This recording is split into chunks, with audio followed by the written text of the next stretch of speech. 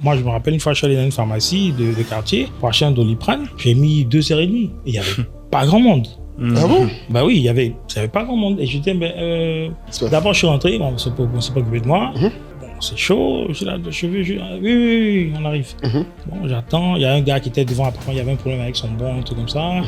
On était 3-4 dans la pharmacie. Prends Doliprane. À un moment, j'ai dit, bon, je m'en vais. Et c'est le gardien qui m'a retenu. Il m'a dit, non, il va s'occuper. Et lui qui allait chercher le pharmacien pour que le pharmacien s'occupe de moi, tu vois. Shalom. Salam. Salut. Ah, on reconnaît les gens qui suivent le podcast, c'est bien. Tu es serein, Fabien? Toujours. Welcome à Quaba. Merci. Écoute, on est très content de t'avoir dans le podcast parce que quand on s'est rencontrés, tu m'as dit que tu écoutais le podcast. Beaucoup. Ce qui m'a touché et surpris parce que je sais qu'on a du succès au niveau des médecins dans les cliniques, mais je ne savais pas. On doit percer ce mystère-là. Exactement. Je sais pas si Moulay t'en a parlé, mais chaque fois qu'on va on est très surpris d'être reconnus surtout par les gens de la santé. Ouais, de la santé. Ouais. Dans les hôpitaux, dans les pharmacies. Ouais. Mais bon, on va te laisser te présenter, puis tu vas nous expliquer ce mystère-là. C'est ça. Non, mais d'abord, pour vous dire, vous êtes des gens, tout ce dont vous parlez, c'est très on point, comme je disais la dernière fois, sur nos problèmes. Mais bon, on va y revenir. Ouais. Donc, je me présente. Je suis docteur Fabien Pité. Je suis le directeur de développement de la pharmacie laboratoire Longchamp au Plateau.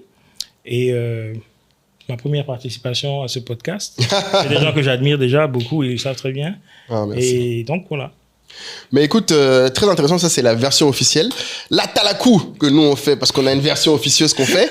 Alors quand j'ai rencontré Fabien, j'ai trouvé que tu étais déjà très intéressant parce que tu as le profil en plus de quelqu'un qui, à la base, c'est un business familial, c'est ça, qui a grandi, donc créé par le fondateur, le patriarche, et qui, toi, tu as choisi de rejoindre. Oui.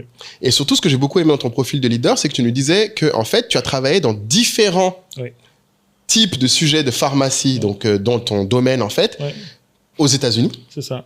Et que tu as fait un peu le chemin classique de ceux qui ont fait des grands groupes. C'est ça. Et qui, après, quand ils reviennent, veulent tout changer. Exactement. Pensent qu'ils ont la réponse. Exactement. Et que tu t'es mangé une belle claque. Une belle claque. Mais maintenant, dis aux gens ce que ça reprendte, Longchamp. Voilà, pharmacie Longchamp, qu'est-ce que c'est aujourd'hui le groupe? Pour ceux qui connaissent pas. Il faut que tu dises toi, lui, il va minimiser.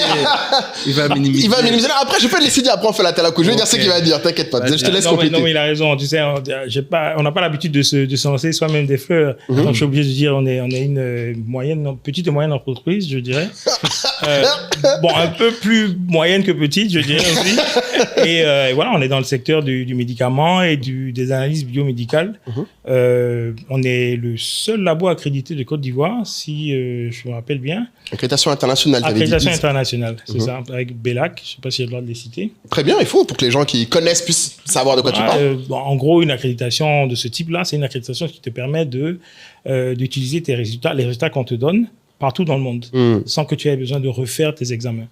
Donc, si tu as une opération à faire, par exemple, dans un pays comme, je sais pas, la Turquie, la France, tu as le droit d'avoir tes examens faits à Longchamp, présentés à cet hôpital-là. Ils ne te questionneront pas, ils ne les referont pas. Ouais. Donc, c'est déjà un gain de temps et un gain, bien sûr, de coût.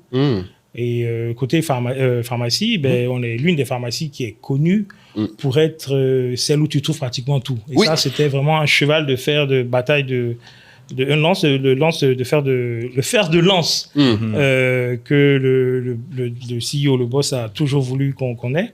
C'est que tu puisses toujours trouver tout ce qui concerne le médicament à Longchamp. Et c'est vraiment one shop stop. Et en termes de passage, de patients qui passent au quotidien, parce qu'il y a toujours du monde là-bas. Non, oui, c'est vrai. C'est vrai, en effet. On est la pharmacie, je crois, qui a le plus de gens qui passent au comptoir. On est à environ 1000, 1200, 1300 personnes. Des fois, ça monte jusqu'à 1500, 1600. Par jour. Par jour. Seigneur. Et oui, non, c'est énorme. Et donc, vous comprenez qu'il faut vraiment avoir un système pour gérer tout ce flux-là. Et bon, c'est là où moi, je suis intervenu avec ma maigre contribution. Oh, tout de suite, voilà. C'est ça votre problème, maigre contribution. Tu viens de dire que tu as l'une des plus gros trafics en Côte d'Ivoire. Et pour quelqu'un qui y va, comme l'a dit Kaï, moi, j'y vais souvent à votre pharmacie parce que comme il y a des médicaments qu'on ne trouve que là-bas, en plus, on n'attend pas énormément.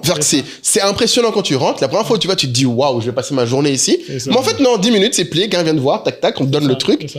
Et c'est fluide. C'est ça. Mais voilà, ce qu'il y a derrière tout ça, c'est qu'il y a tout est millimétré, tout est chronométré, en fait. Le process est chronométré. On a mis en place un système qui permet de nous situer sur l'attente du patient, c'est-à-dire le moment où tu franchis la porte, où tu tentes ton ordonnance à la réception, au pharmacien ou à l'auxiliaire. Il y a un chrono qui se met en place pour s'assurer que tu sois sorti de la pharmacie en 15 minutes. Ça, ce serait intéressant que tu nous dises à quel moment vous avez mis ça en place. Il y a quelques années. Attends, mais déjà, la pharmacie a été créée en quelle année? Il y a plus de 40 ans. Hein, plus de 40 ans. Je me rappelle. Même maintenant, on trouve encore des éléments d'optimisation. Bien sûr. C'est une amélioration continue, en fait. Et ça, c'est le... si on rencontrait un jour le grand patron, c'est sa méthode de travail. C'est être en permanence en remise en question, en efficience constante des procédés qui existent déjà. Parce que chaque année, enfin, avec la modernité des choses, les procédés deviennent un peu plus fluides et ils s'assurent de les mettre en place chez nous. Ils s'assurent de se donner les moyens de les mettre chez nous. Donc, tu verras, par exemple, tous nos ordinateurs sont toujours neufs. Enfin, il investit beaucoup dans ce genre de choses. Mais en tout cas, ça va être super intéressant parce qu'avec toi, on veut vraiment déconstruire ou peut-être confirmer certains mythes. Nous, voilà, en tant qu'entrepreneur, quand on passe dans une pharmacie, on voit ce monde. On ne pense pas qu'au temps qu'on va passer, on pense à l'argent qui rentre. Combien de personnes pensent que c'est des machines à cash, la pharmacie, c'est le bon business à faire. Tu vas nous dire si tu le vois que avec des yeux de business ou autre. Il y a aussi un autre mythe que tu vas nous aider à comprendre, c'est entreprendre en famille, finalement, construire un business en famille. Tu nous expliquais hors caméra que ça va de père en fils, en fille, en cousine, en tata, en tout le monde. Et alors, je sais pas, d'ailleurs, on en parlait, je sais pas si c'est qu'en Côte d'Ivoire, moi j'expliquais à quel point effectivement moi aussi dans mon enfance j'ai vu mes amis qui faisaient pharmacie avaient systématiquement des parents qui avaient fait pharmacie, donc tu vas nous expliquer cela. Je sais pas si c'est vrai dans d'autres pays ou si c'est typique à la Côte d'Ivoire, mais en tout cas on a hâte de comprendre, d'en savoir plus sur cet environnement là et surtout que Longchamp, tu as dit plus moyenne que petite, mais c'est une véritable institution. Oui, effectivement. C'est ça, je pense qu'il faut dire. Institution qui s'est pas construite en un jour, tu l'as dit, 40 ans. Donc, ça va être important pour nous de comprendre étape par étape déjà comment ça s'est fait et aussi qu'on arrive à comprendre derrière ce nous, on voit la caisse et le comptoir, qu'est-ce qui se passe en fait dans cette industrie-là. Eh bien, par quoi commencer? Tu veux commencer à ton niveau? Déjà, non, peut-être par le démarrage de la vision. Oui, la vision a toujours été la même du CEO, qui est mon père, qui a toujours voulu être une référence dans tout ce qui concerne le médicament. Il a voulu être vraiment depuis le début, il a voulu vraiment mettre les moyens pour que Longchamp soit au centre de tout ce qui est approvisionnement de médicaments, tout ce qui est pour le patient, je veux dire. Et donc, il a mis les moyens qu'il fallait. Il a d'abord étudié le marché, l'environnement. Et la chance qu'on a eue aussi, c'est qu'on était très bien positionné par rapport aux compagnies à côté. On a eu de très gros clients juste en face de nous, comme, je ne sais pas si je peux les citer. Bien sûr. La MUGFC, par exemple, de Côte d'Ivoire, qui est une de nos...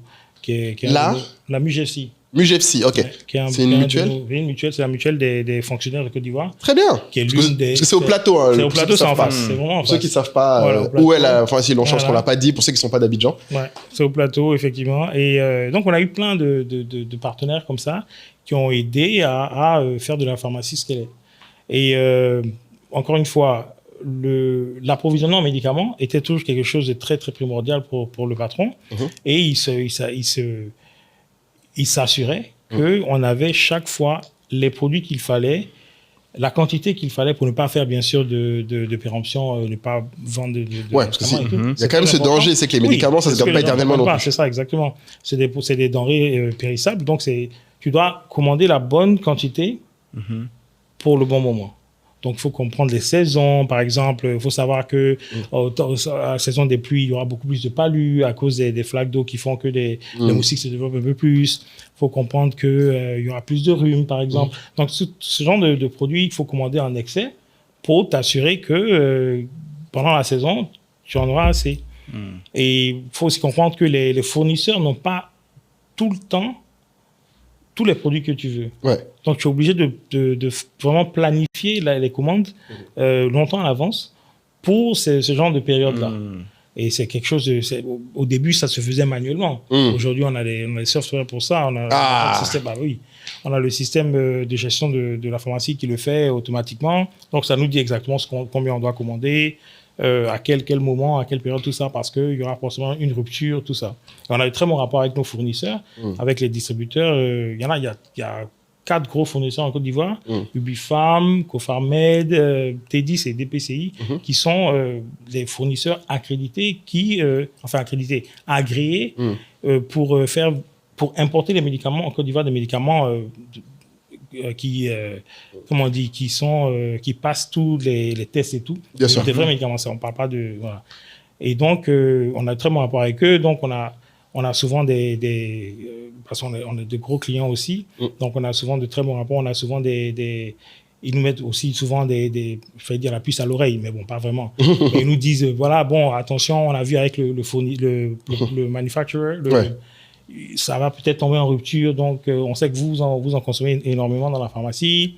Est-ce que vous voulez commander un peu plus, toi? Du coup, Fabien, ce serait intéressant de savoir un peu plus ton parcours. Parce que du coup, ok, tu avais un père pharmacien. C'est ça. Certes, on comprend que ça a un peu façonné ton chemin. Et une mère médecin. Et une mère médecin qui a aussi façonné ton chemin. Et des tantes médecins pharmaciennes. Et tante médecin pharmacienne. Et des frères et sœurs. Mon frère est pharmacien biologiste, ma sœur est pharmacienne aussi. Mais c'est la mafia. C'est ça. Et la femme de mon frère est pharmacienne aussi. Ah bah là, Donc, là c'est carré. C'est la totale. C'est la totale. Il l'a connue avant qu'elle soit pharmacienne. Non, ils se sont connus à l'université. Ah, quand même. Sinon, le recrutement est solide. Tu sais, autant te dire que les enfants sont cadrinés. Tu sais, ils savent où ils vont aussi. Leur première fille est en train de faire médecine. Ah ouais, déjà? C'est déjà bouclé. C'est déjà, ouais. Donc ça, c'est intéressant parce que Kaïs posait la question de... Parce que bon, il y avait ce sujet de beaucoup de gens qui ont l'impression que ça marche pas de forcer ses enfants à essayer de faire la même chose. Toi, tu as l'air d'avoir fait tout le chemin pour revenir là. Quelle est ton expérience là-dessus, toi qui dirais? Mais moi, à la base, comment j'ai choisi de faire pharmacie? Encore une fois, nous, on n'avait pas tellement le... Je ne dirais pas qu'on n'avait pas le choix, mais on avait... ils nous ont présenté les 2 cas. Et les 2 cas, c'est quoi? Soit médecine, soit pharmacie. On regarde maman, on voit un peu son salaire, son niveau de vie. Ouais. On regarde papa... On voit un peu son salaire. Ça vous inspire? Tu vois, les enfants sont très influençables. Et on l'était, clairement. Et alors, on a tous choisi pharmacie. Bon, il faut dire aussi que moi, médecine, j'ai une phobie du blood. Du sang, ouais. Pas vraiment. C'est sûr que c'est un peu difficile. T'as quel âge quand il y a cette conversation avec tes parents? J'avais à peu près 15-16 ans. Ok. C'était 1 an ou 2 avant le bac. Mais avant, tu te doutes qu'ils vont... Oui. On sait très bien. Puis surtout qu'on a travaillé, on aidait un peu à la pharmacie. Ça a toujours été, ça fait partie de notre enfance, la pharmacie. On y a grandi. On allait à l'école à Saint-Paul à l'époque, qui était à 2 pas de la pharmacie. Et donc, je me rappelle, mon père nous déposait à l'école. Ensuite, il revenait à la pharmacie. Et les midis, on allait à la pharmacie pour manger avec mon père. Donc, la pharmacie a toujours fait partie de notre... Donc, vous rendiez des petits coups de main, Oui, voilà. Et puis, tous les employés nous connaissaient, ils nous ont vu grandir, tout ça. Et il y a des gens encore qui sont encore là-bas en train de travailler. Donc, tu vois, c'est vraiment un truc, quand je dis familial, c'est pas seulement nous. C'est même le staff a été un peu incorporé dans cette sorte de familial. Et c'est intéressant ce que tu dis parce que du coup, nous, on a fait un podcast justement avec Lionel qui a été celui qui a eu le plus d'écho en termes l'année dernière sur les réseaux sociaux où Lionel disait que justement une grosse difficulté qu'ont les Noirs, je vous cite, était que en fait, effectivement, les enfants ne sont pas impliqués dans le business comparé aux Chinois, comparé aux autres. Et c'était un vrai sujet pour moi parce que c'est vrai que je me suis rendu compte qu'effectivement, souvent les gens comme toi qui ont pu, on va dire, développer des compétences assez tôt, c'est parce qu'aussi, elle vous a impliqué. Parfois sans le savoir. En fait. Oui, voilà. C'est que toi, tu peux décrire qu'à cette époque, déjà, tu t'impliquais dans la pharmacie, vous saviez C'était quoi, je sais pas, gérer les médicaments, les choses comme ça. On pouvait reconnaître un Doliprane, on savait ce que c'était. On pouvait. Moi, j'ai su comment traiter un palu à quoi, 7-8 ans. Quoi? On allait même dans l'office de ma mère, dans son bureau, et on assistait à des consultations. Ah oui. On pouvait déceler les symptômes d'un palu en 2 minutes. On a su tout ça bien avant même d'aller sur les bancs de la fac. Ouais. Donc, c'est des choses et ça nous passionnait. C'est que c'est intéressant aussi. Voilà, exactement. Ouais, en plus, ça stage, tu as cette curiosité. Exactement. Et puis, tu rajoutes les transactions financières. Tu vois les gens payer, tu vois, on rend la monnaie, il n'y a pas monnaie, il n'y a pas... Non, mais à cette époque-là, il n'y avait pas encore tout ça. Il y avait la monnaie. Tu ne pensais pas encore à tout ça. À cette époque, le côté financier, ça nous disait... Quand tu es enfant, c'est que c'est intéressant. Ce qui te plaisait, c'est le côté, comme tu avais dit, le côté prestige. On t'appelait docteur. On aimait bien ça. C'est un certain level d'importance à ce truc-là, ce titre-là. Et on a toujours voulu être... Moi, j'ai toujours voulu qu'on m'appelle docteur, de toute façon. Ah, toi aussi. Oui, ça commence comme ça. Oui, voilà. Et donc, pharmacie. Le choix était facile, le choix était simple. Mais les parents nous ont toujours dit, vous pouvez faire ce que vous voulez. C'est pas une obligation. La seule obligation, c'est que vous devez faire soit pharmacie, soit médecine. Mais vous n'êtes pas obligé de finir votre vie dans une pharmacie. Mais vous devez faire pharmacie. C'est un prérequis. C'est un prérequis. Au cas où. Au cas où. C'est une sorte de préservation de... comment on appelle ça une préservation de patrimoine, si tu veux. Une pharmacie, c'est un patrimoine. Ça peut se donner de père en fils, de mère en fille, comme tu veux, mais il faut que le descendant soit pharmacien. C'est ça le problème. Tu ne peux pas hériter d'une pharmacie. Tu ne peux pas hériter d'une pharmacie si tu n'es pas pharmacien. Voilà. Il faut avoir un diplôme de pharmacien pour être propriétaire d'une pharmacie. Mais alors de l'éducation positive, où se trouve le choix? Le choix de l'enfant. Mais le choix existe-t-il vraiment? On ne va pas rentrer en philosophie, mais il y a pas de choix. Ah si, on est là pour ça. Vas-y. Est-ce qu'il y a des choix en réalité? Les choix qu'on prend, c'est des choix qui sont... on nous guide vers certains choix. Si tu es guidé vers certains choix, est-ce qu'il y a vraiment un choix? Il n'y a pas de choix. Ouais. En fait, tu as rarement un choix sur l'ensemble du panel d'alternatives total. Tu as un choix par les options présentées. C'est ça, exactement. C'est ça qu'il veut te dire. Voilà. Et c'est intéressant parce que là, les options sont limitées. Mais ce que je disais souvent, c'est que les parents ont tendance, moi, de ce que j'entends de ce que tu dis, après, les gens qui nous écoutent peuvent nous dire le contraire ou pas. Les parents que j'ai vu se plaindre après des résistances des enfants, c'est que, les enfants n'étaient pas impliqués. Donc, les enfants n'arrivent pas à imaginer ce que représente la vie qu'on leur impose. Déjà, 2, c'est pas prestigieux. C'est ça. Malheureusement, c'est vrai qu'il y a des métiers qui sont plus prestigieux que d'autres. C'est vrai. Mais chaque métier a son type de prestige. Mais il y en a certains qui sont quand même un statut différent dans la société. Exactement. Et dernière chose, à un moment, c'est est-ce qu'ils ont envie d'avoir ta vie? Voilà. Si tu as un certain confort de vie, que tu as une certaine présence, tu me dis que vous mangez avec votre père. Exactement, tous les midis. Je suis désolé. Ouais. C'est pas tous les enfants qui peuvent ça de leur père. Tu associes automatiquement cet univers-là à des bons moments, en fait. Exactement. Tu vois, Exactement. Et je pense que beaucoup de parents gagneraient à faire ça. Au-delà de... Déjà, il faut que ton enfant comprenne le business. Ouais, clairement. Mais il y a aussi... Si tu veux qu'il en apprécie quelque chose, qu'il se dise le business, c'est pas mon ennemi. S'il voit le business comme l'endroit où papa et maman vont pour souffrir et reviennent se plaindre tous les soirs... Exactement. Ils vont pas avoir envie d'y aller. C'est vrai que l'erreur que... Pardon. Non, s'il ne peut pas se projeter dans cette vie-là, c'est impossible.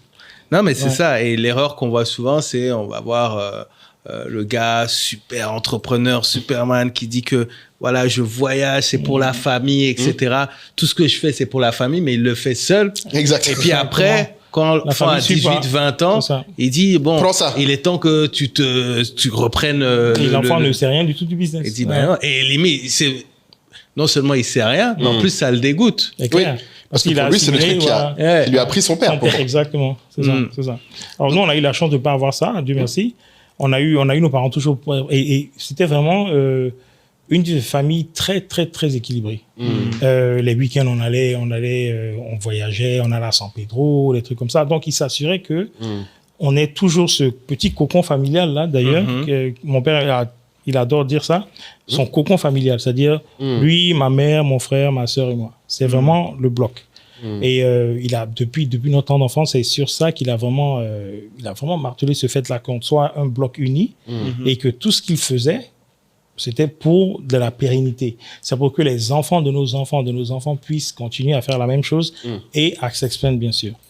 Et sur ça, je veux rebondir sur le fait que les gens ne réalisent pas à quel point hériter de ce genre de choses-là peut être un stress. C'est vrai. Parce que tu te dois d'être à la hauteur. Soit tu maintiens le cap, soit tu le fructifies. Et c'est beaucoup plus dur de maintenir, par exemple, $1 million que de gagner $1 million. Oui, de passer de 0 à 1. Il y a la fameuse théorie du patrimoine. Non, mais vas-y, explique-leur. C'est très vrai. Non, mais ce que je dis souvent aux gens, c'est que je trouve qu'en Afrique et un peu beaucoup ailleurs, il y a un mythe de partir de 0. Et on donne l'impression que ceux qui héritent ont moins de souffrance ou moins de mérite. Alors que je n'y crois pas une seconde. Je suis d'accord. D'accord, il y a un privilège dans les ressources disponibles. Clairement. D'accord. Mais la réalité, c'est que ces ressources sont des responsabilités. On va parler après de ce que ça veut dire pour tes employés, ce que ça veut dire pour l'image que ton père a créée au cours de 40 ans. Toi, tu peux pas venir gâter ça en faisant un podcast, tu vois. Donc, on est obligé de faire attention. On peut pas venir gâter le coup. Non, mais tu vois, et c'est une responsabilité que les gens peut-être ne connaîtront jamais. Après, chacun a son parcours de vie. Il y a aussi la théorie des 3 générations où la première génération construit, la deuxième fructifie et la troisième détruit. La troisième détruit. Oui, ça c'est ce qu'on dit à Dubaï, c'est vrai. Mais je veux dire, c'est le King là qui avait dit que lui il a qu'est-ce qu'il a fait?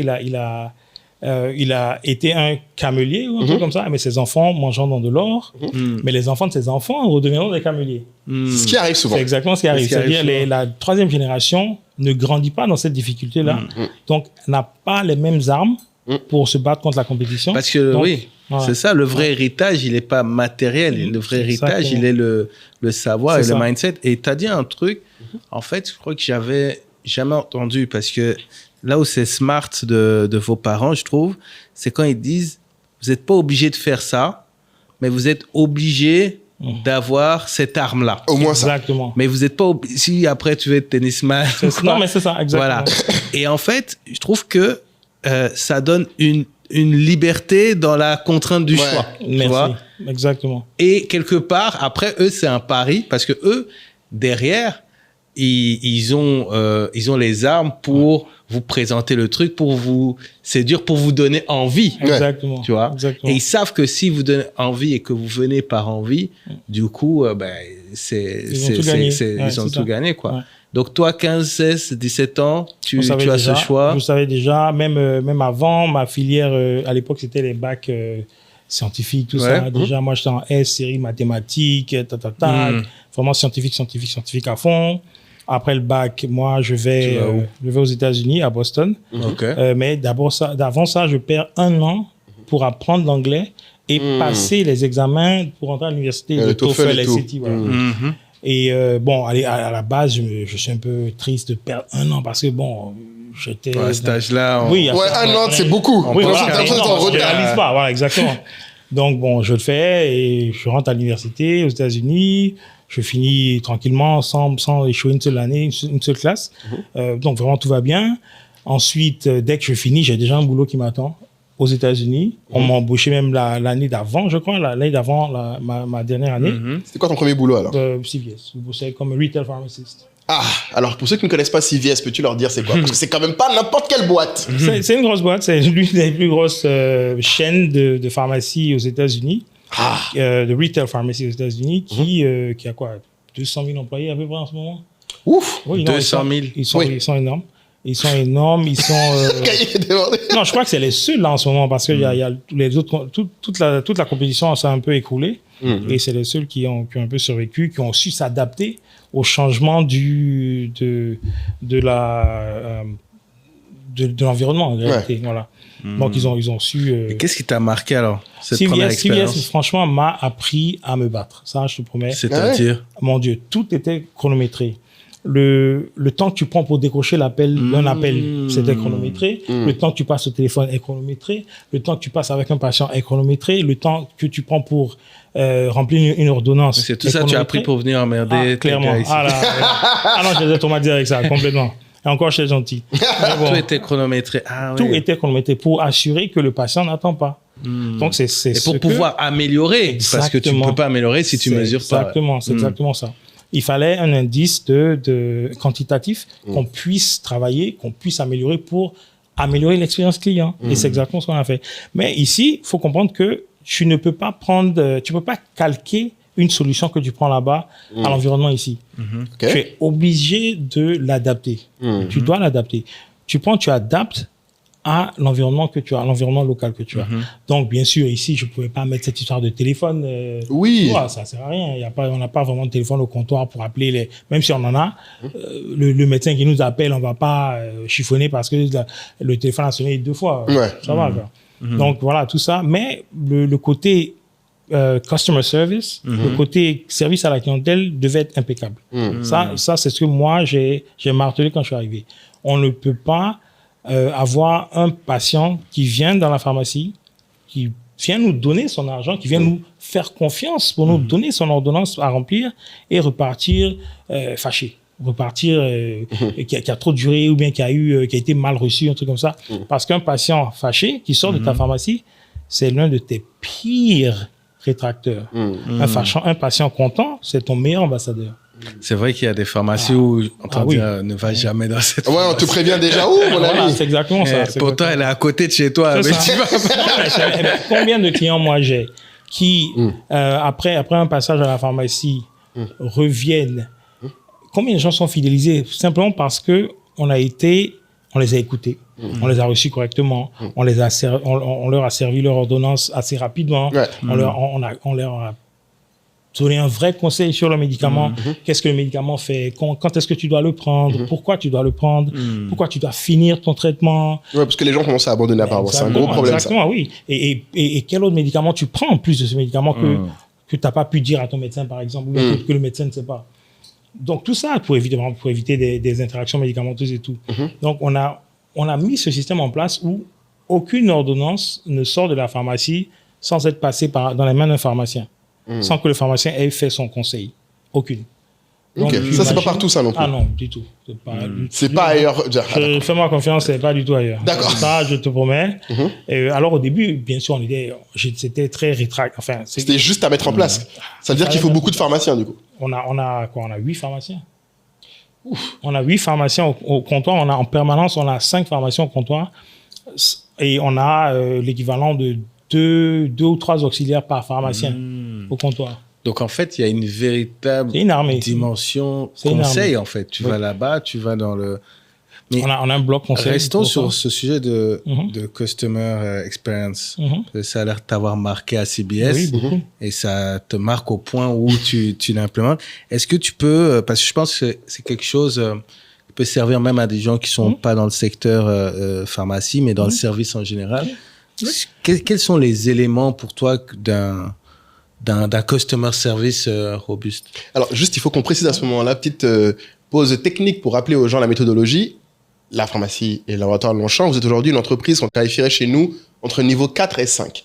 Dans le top 500 dont on vous parle souvent des entreprises de Côte d'Ivoire. Donc, c'est quand même une certaine taille, donc plus de 10 millions d'euros de chiffre d'affaires jusqu'à presque 50 millions. Ça, il faut que les gens l'aient en tête quand tu vas parler de ce que tu vas dire. Parce que c'est des sujets qui deviennent clés à ces niveaux-là, souvent. Parce que souvent, effectivement, les gens pensent que le service client, c'est bien aussi au début. Mais des fois, à 10 millions, les gens oublient le service client. C'est ça. Alors que c'est ça qui fait la base, en fait. Oui, donc je veux juste rappeler cette réalité. Mais d'ailleurs, il parle de CBS, 200 000 employés. J'avoue. Et qui les tannent pour que tu gagnes une seconde. Et ça, ton salaire en dépendait. Ah bon? Ah, mais bien sûr. Ton bonus en dépendait. Si tu avais, par exemple, des appels qui avaient fait plus de 3 rings, à la fin de l'année, ça comptabilise dans ton bonus. Ton bonus annuel dans ton employé. Bien sûr. Oui. Bon, donc, fallait lutter sur tout ça. Il fallait lutter sur... donc c'était au cœur de la culture. Et chaque semaine, il y avait un survey que les patients devaient remplir. Et tu devais avoir une certaine note, 90% de satisfaction, un truc comme ça. Sinon, ça jouait aussi sur ton bonus. Donc, voilà. Du coup, parle-nous du service client, parce que tu as parlé de la rapidité, tu as parlé de la disponibilité des produits. Mais là, tu as parlé aussi du dispositif que vous mettez pour être sûr qu'ils aient un conseil. Exactement. Qu'est-ce que tu peux dire? Est-ce que c'est quelque chose que tu as théorisé, schématisé, ou alors... En fait, comment expliquer ça? Moi, ce que je suis venu trouver ici, c'est des sentiers déjà tracés. Faut pas que je monte. Les sentiers étaient déjà tracés. Moi, tout ce que j'ai fait, c'est mettre du goudron. J'ai fluidifié les choses, c'est tout. Oui, mais parce que tu as des convictions sur ce sujet-là. C'est ça, exactement. C'est-à-dire, déjà, et c'est pour ça peut-être que ça a marché, parce que déjà, à l'origine, dans la tête de la direction, il fallait ce genre de procédé-là. Seulement, eux, ils le faisaient à leur manière, avec ce qu'ils avaient appris sur le terrain. Moi, j'ai juste pris ce que moi j'ai appris là-bas, mon bagage professionnel que j'ai ramené avec moi dans un pays qui est un peu plus développé, et je l'ai appliqué ici. Je l'ai transformé, je l'ai je l'ai adapté. T'as un exemple de avant-après sur un élément du service client? Par exemple, à l'époque, avant, un pharmacien, il n'y avait pas vraiment de pharmacien tout le long de la chaîne de remplissage de bons. Il y avait peut-être un pharmacien, mais qui traînait un peu comme dans les pharmacies qu'on voit d'habitude, qui est derrière, qui est en train de chiller. Alors que là, le pharmacien a le devoir d'être dans la chaîne, dans le process. Si tu remarques bien, tu vas, il y a une chaîne. Il y a toute une chaîne. C'est vrai, il y a une chaîne. Un suivi.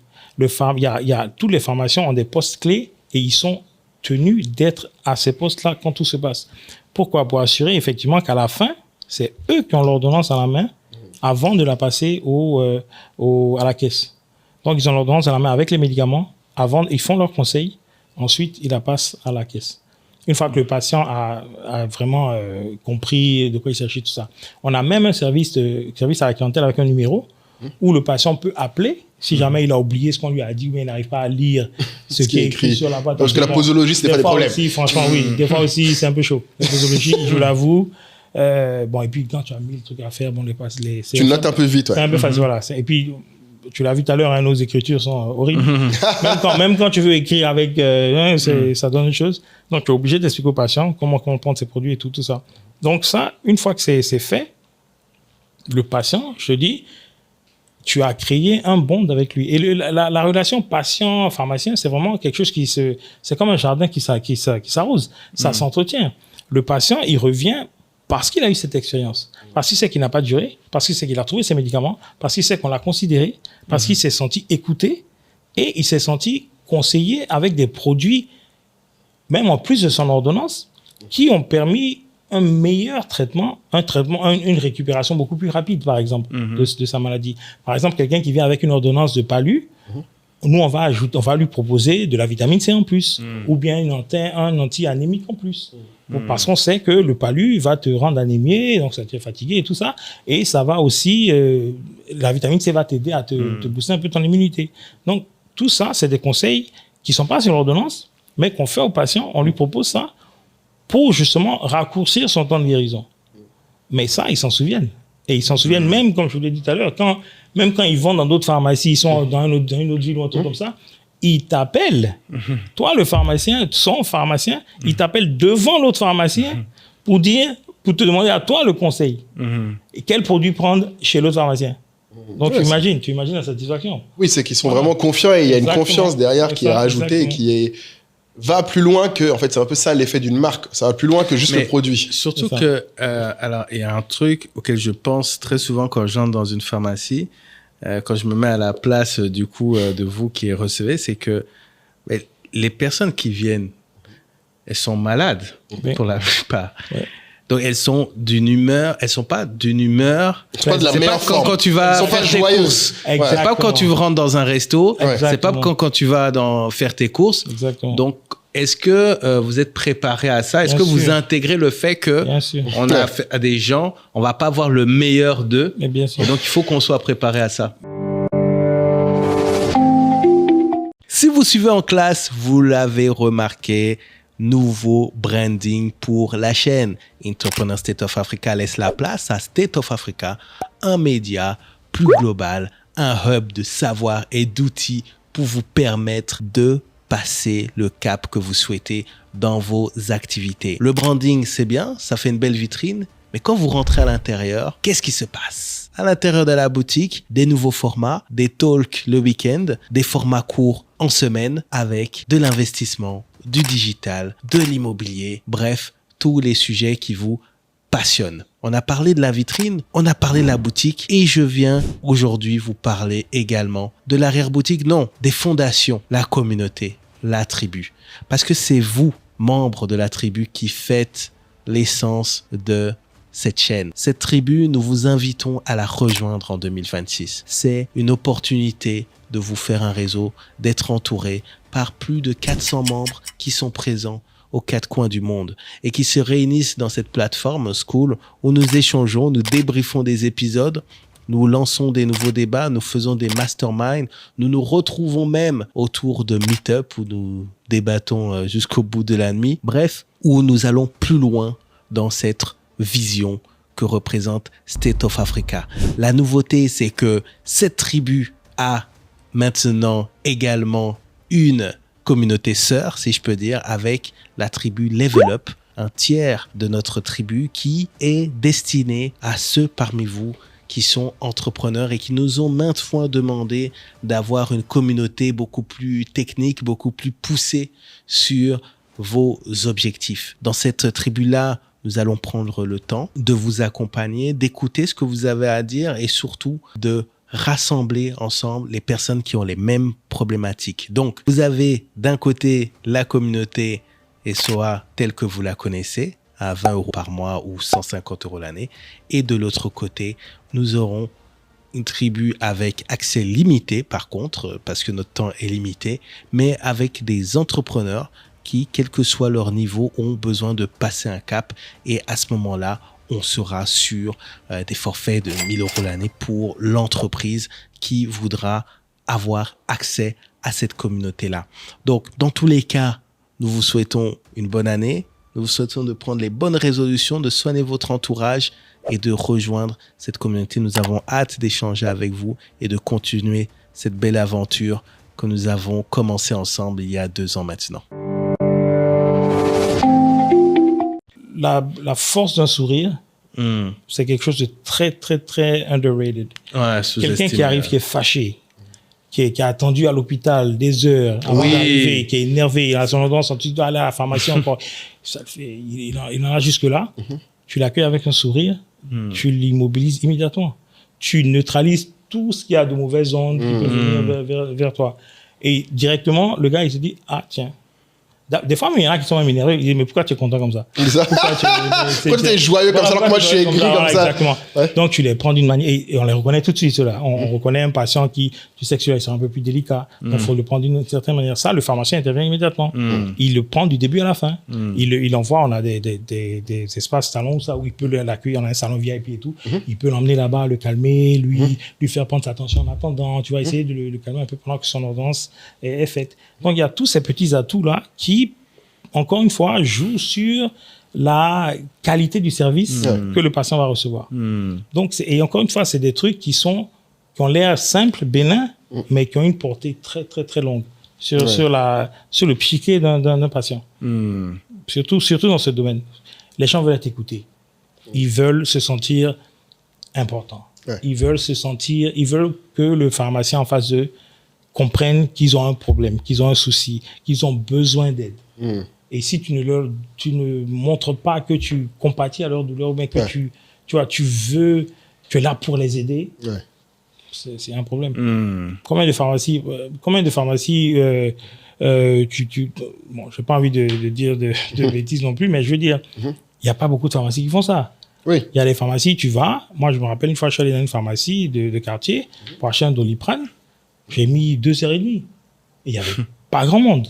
Ah bon? Bah oui, il y avait pas grand monde. Et je disais, d'abord, je suis rentré, on s'est pas occupé de moi. Bon, c'est chaud, j'ai là, oui, on arrive. Bon, j'attends, il y a un gars qui était devant, apparemment, il y avait un problème avec son bon, un truc comme ça. On était 3-4 dans la pharmacie. Prends Doliprane. À un moment, je dis, bon, je m'en vais. Et c'est le gardien qui m'a retenu. Il m'a dit, non, ils vont s'occuper. Et lui qui allait chercher le pharmacien pour que le pharmacien s'occupe de moi, tu vois. Bon, c'est des choses, bon. Non, c'est intéressant parce que du coup, ce que tu décris, c'est quelque chose que, surtout quand on devient gros, je pense qu'au début, c'est assez obvious. Quand t'as un petit business, t'es un peu plus disponible. Mais je pense qu'à votre niveau, c'est d'autant plus impressionnant. Ce qui est dur, c'est de former ceux qui sont tes yeux. Et qui seront toi en fait au comptoir, parce que nous on n'a plus le temps d'être au comptoir. On gère d'autres choses beaucoup plus compliquées, on n'a plus vraiment le temps d'être, ça c'est au début, quand on apprenait sur le temps, on était au comptoir avec tout le monde. Mais là on est un peu en retrait, donc tu dois former ton équipe pour qu'ils pensent et réfléchissent et agissent comme toi, comme toi tu aimerais qu'ils fassent. Et c'est ça un peu le leitmotiv, c'est ce qui en fait qui fait que ça pérennise, si tu veux. Le personnel, le staff sait ce que le patron attend d'eux. Ouais. Il y a une bonne compréhension entre les deux. Ils comprennent l'exigence que le patron a d'eux et ils la font. Donc ça marche. Jusque-là, ça marche. Super. Jusque-là. Donc CBS. CVS. pardon, Eh, CVS. Customer Value Service. c'est ça le nom du truc. Ah ouais, Customer Value Service. Je te promets. J'avais même oublié ça. Je te Même. promets. Tu es resté combien de temps là-bas? J'ai fait quoi, 6 ans à peu près. Oh, waouh, D'accord. quand même. Oui, non, j'ai bossé longtemps. Et à un moment donné, on m'emmenait dans les pharmacies à problème. Ah bon? Ouais, on me débauchait pour m'emmener dans les pharmacies à problème. On me dit, si tu solves this pharmacy, tu as un certain bonus. Donc, c'était un peu j'adorais ça, moi. Dans J'adorais différentes villes. Différents, dans Boston. Large Ok. Boston. Ah oui. Donc, on t'emmène là. Une fois, on m'a proposé même d'aller jusqu'au Maine. Bon, là, c'était un peu compliqué, je voulais pas. Trop Et bizarre. c'était quoi souvent les problèmes que tu voyais là-bas dans les C'était la pharmacies? même chose. C'était vraiment, tout émanait d'un problème de Service. service. C'est-à-dire, les gens qui bossaient là-bas ne comprenaient pas ce qu'on demandait d'eux. Parce que eux, à leur niveau, c'est même pas un problème de disponibilité Bah oui, de non. produits. Ouais, Oui, mais c'est ça qui est intéressant. C'est ça, exactement. C'est que se rappeler que plus tu grandis, plus ça devient un problème récurrent, C'est ça. au-delà de ce que tu as comme inventaire, ce que tu as ça. comme Et autre le truc sujet, derrière. il est Exactement. humain, en fait. Exactement, c'est ça. Et bon, là-bas, ils pressaient vraiment. C'est-à-dire, non, je sais pas, parce que J'adore. on te dit, C'est ça, la vérité. moi, on me faisait gérer des pharmacies qui faisaient quoi, environ 4000 prescriptions par semaine avec 2 ou 3 personnes. Oh, c'est beaucoup, c'est peu. C'est chaud. Ouais. C'est chaud. Donc, les gens qui sont autour de toi doivent être excessivement bons pour pouvoir faire ce genre de choses-là. Donc, s'ils ne le sont pas, t'es foutu. Donc, avant toute chose, tu les entraînes, tu les formes pour qu'ils soient comme tu veux qu'ils soient pour tacler ce genre de problème. Et j'aimerais avoir ton avis, du coup, sur ça. Selon ton expérience, est-ce que on peut former les gens là-dessus parce que là, on est en train de parler d'empathie, de relations humaines, toi, d'être avenant. Je suppose que quand tu viens et que tu constates que c'est ce qui manque, ok, bon, c'est la police, ils sont employés, tu fais la formation, mais quel est le taux de réussite? Après. Tu sais, je dirais qu'en Afrique, c'est beaucoup plus faisable qu'ailleurs. Ah ouais? Oui, parce que l'Africain, on l'a en réalité. On l'a intrinsèquement, on a cette empathie-là. T'entends beaucoup de mais regarde, par exemple, le mot Yako. Comment on est par reçu exemple. dans les restos. Oui, mais non, ça c'est autre chose. Un resto, c'est autre chose. Un resto, c'est pas quelqu'un qui est malade. Tu vois ce que je veux dire? Ouais. On En a fait, cette empathie. l'empathie joue moins. Voilà. Dans un restaurant, limite, la Ah, personne oui. est en train de Pour ça, kiffer. tu disais Yako. Et toi, tu dois t'assurer qu'il Exactement. kiffe encore plus. Voilà, le mot Yako. Alors qui est que- dans le Alors que jargon. tu es grippé. Mais voilà, exactement, tu vois. Alors qu'à la pharmacie, bon, tu as. La pharmacie, tu te dis, bon, ça peut être mon père, ça peut être ma mère, ça peut être ma tante, ça peut être mon oncle, le gars qui est devant moi. Bon. Et après, le monsieur même t'appelle mon fils. Donc, tu te sens même déjà immédiatement, tu vois. Donc, c'est plus facile à faire sortir cette empathie-là de tes employés vis-à-vis de ces patients-là. Donc, la patientèle, c'est comme ça qu'on l'appelle, le truc, bénéficie beaucoup plus rapidement, en tout cas en Afrique. Ça, c'est ce que moi j'ai vu, comparé aux États-Unis où c'est un autre monde. Hein. Les gens n'en ont... Ils sont juste là pour gagner de l'argent. Merci. Ils n'en ont rien à... Mais quand tu les formais après. Tu les formes, mais eux, c'était une autre incentive. L'incentive, c'était money. Ouais. Tu dis, écoute, si le gars qu'on a reçu ici sont fâchés, ils vont nous saquer dans les notes. Ouais. À la fin de l'année, le bonus que tu veux avoir pour t'acheter une nouvelle voiture, je sais pas quoi, tu l'auras pas. Ouais. Et moi, tu vas saquer moi mon palmarès, c'est ça, je pas, voilà.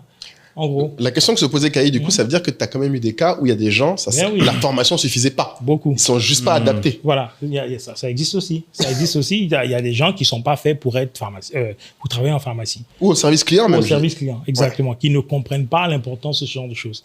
Et ça, tu as beau faire, tu as beau entraîner, à un moment, il faut se rendre à l'évidence. Le gars, il n'est pas fait pour ça. Il faut savoir aussi libérer les gens. Ouais.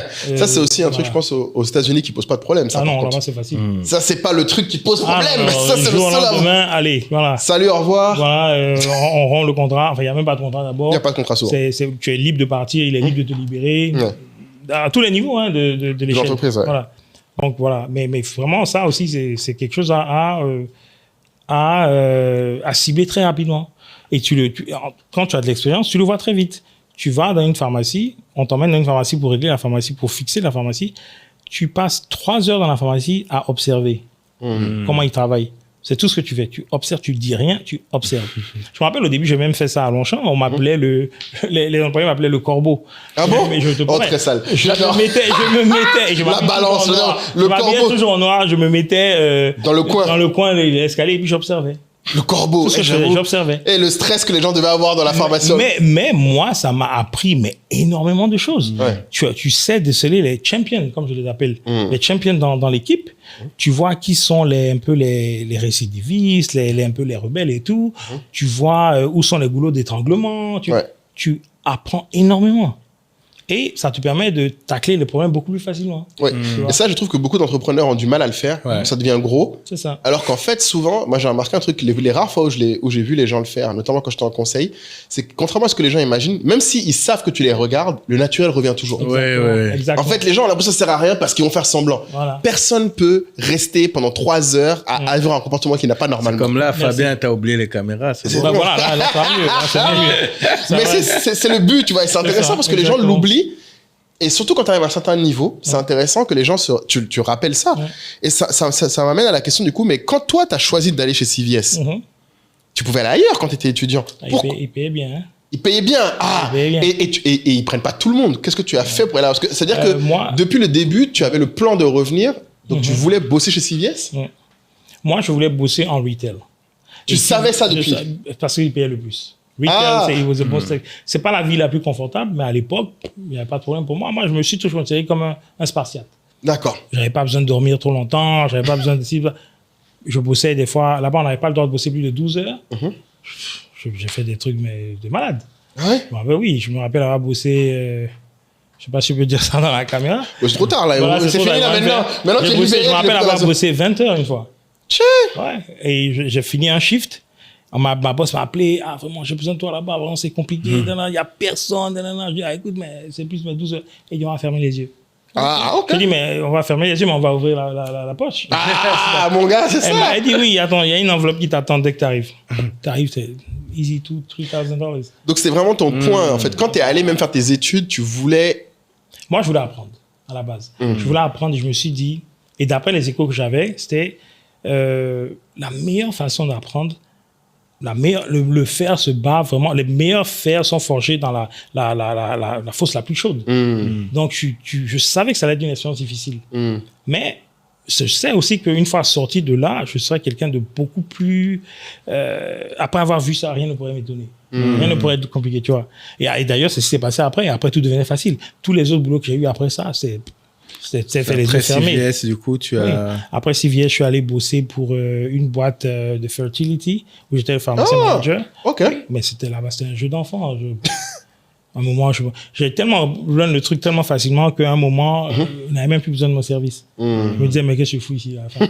Je suis cassé.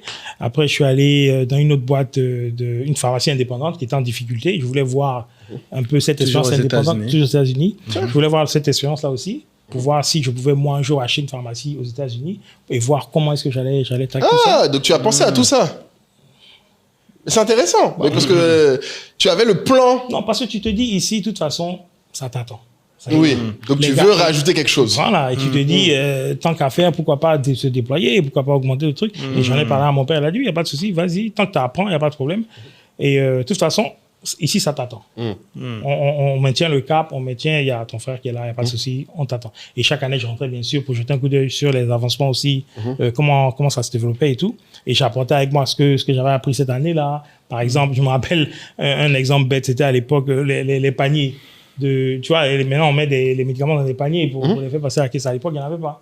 À l'époque, les gens ils prennent ton médicament, ils prennent de l'ordonnance, ils déposaient comme ça, passaient à la caisse. Ah oui, des fois ça tombait, des fois. Ah oui, j'ai déjà vu dans des appels. Merci. Et j'ai dit, mais attends, superposer les paniers, ça te fait économiser de la place et il n'y a aucun souci que ça tombe. Le panier, il s'emboîte sur l'autre. Donc on avait des piles et des piles de trucs devant les caissières, les pauvres caissières d'ailleurs. Du coup, maintenant, ils doivent arriver beaucoup plus vite. Et voilà, donc tu amènes des petits trucs qui ont l'air de rien, mais qui changeaient complètement l'expérience. Voilà, toute l'expérience, c'est ça. Ouais, mais c'est comme nous, on dit souvent, c'est quand tu additionnes ces petits trucs qui font beaucoup. Que tu fais, on parlait de comment tu fais la différence par rapport aux voisins. C'est une somme de petits trucs, c'est rarement un grand truc. C'est ça, exactement. Donc, CVS, toutes ces expériences aux États-Unis. Ouais. Et après ça, j'en avais un peu marre. Je voulais faire autre chose. Je voulais rentrer en industrie, par exemple, parce que c'est le seul truc que je n'avais pas encore touché. J'avais bossé dans les hôpitaux, j'avais bossé en retail, j'avais bossé en indépendant. Je voulais voir un peu l'industrie. Et me prenant en industrie, il m'avait dit, il faut que tu aies un MBA. Oh, il faut que tu pour rentrer dans les interviews que j'avais eues avec les gens. Voilà. Parce avant de rentrer, j'ai rencontré des gens qui poussaient dans l'industrie. Qui m'ont dit, si tu veux rentrer et avoir un bon niveau, être bien payé, tout ça, et un MBA. Donc, ça, industrie, tout ce qui est manufacturing. Tout ce qui est industrie, tout ce qui est marketing. Du genre Sanofi, tout ça. Pas le R&D, le côté... tout ce qui va avec, tout l'autre côté. Parce qu'en industrie, en fait, c'est quoi? Je ne parle pas d'usine, industrie. Industrie, c'est le business. C'est le business, c'est la distribution, en fait. Ouais. Voilà. Et donc, je voulais toucher un peu à ça. Et c'est comme ça que j'ai fait mon MBA qui m'a emmené un peu partout dans le monde. Où je suis allé en Chine, j'ai fait 3 mois en Chine, 3 mois en Inde, 3 mois en Europe de l'Est, en Europe de l'Ouest. Oui, non. Parce que j'ai pris 2 concentrations dans l'MBA. J'ai eu une concentration marketing et une concentration international management. Donc, tu avais tous ces différents environnements-là de travail et tu pouvais voir exactement ce qui était similaire, ce que tu pouvais appliquer en Afrique. Ouais, parce que là, c'est pas tout. Voilà. Là, du coup, comme j'avais dit la dernière fois, pour moi, c'était le système indien qui pouvait être le plus appliqué ici. Parce intéressant. Que ça taclait beaucoup plus nos problèmes. Le système chinois était beaucoup trop élevé pour nous. Ah ouais? Oui, non, trop compliqué? Trop compliqué. Est-ce que tu peux... peut-être on peut donner un peu d'éléments macro parce que je pense que... on a un peu fait la blague sur le fait que les gens se disent qu'il y a beaucoup de passages, donc beaucoup d'argent, mais je crois que les gens ne se rendent pas forcément compte de ce que représente l'industrie du médicament à l'échelle mondiale. Tu as cité Sanofi, tu as parlé du modèle indien, tu as parlé du modèle chinois. Est-ce que tu peux donner un peu une picture en fait, de ce que ça représente, ce monde-là? D'abord, c'est énormément d'argent. Ça, je sais que tout le monde le sait déjà. Et c'est une industrie qui englobe un peu tous les métiers. Tu as des avocats, tu as tu as tous les métiers. Dans l'industrie médicale, de médicaments, médicaments. D'ailleurs, c'est assez rare, ce genre de... Non, mais moi, j'ai plein d'amis le régulateur qui est obligé d'être appliqué. C'est exactement ça. Voilà. Tu as le juridique. C'est ça. Tu as tout ça. Donc, ça englobe tous les arts de métier. Et c'est facile, on peut parler de ça pendant des heures, le côté pharmaceutique. C'est toute une chaîne de valeur qui est extrêmement, je vais dire, bien ficelée pour le produit fini. Et le produit fini, nous, on l'a dans nos pharmacies avec une certaine valeur ajoutée qu'on ne comprend pas toujours. Mais en fait, si tu comprends le système, tu comprends rapidement le prix du médicament. Tu comprends pourquoi ça coûte plus cher dans certains endroits. Et tu comprends que, par exemple, un distributeur, il met 30% de marge. Et tu comprends pourquoi il le fait.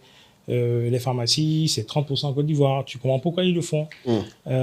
Tu comprends tout ça, en fait. C'est très... Parce que tu l'avais dit que d'ailleurs, c'est assez régulé, en fait. En Côte d'Ivoire, tu peux pas faire ce que tu veux dans les pharmacies. Très régulé. Déjà, tu es obligé d'être pharmacien. Tu es obligé d'être pharmacien pour être... Ce qui est très différent d'autres pays. Exactement. La Côte d'Ivoire est l'un des seuls pays en Afrique de l'Ouest, je crois, où tu as l'obligation d'être un docteur en pharmacie pour acheter une pharmacie. Ouais, donc tous ceux qui prenaient des notes en se disant...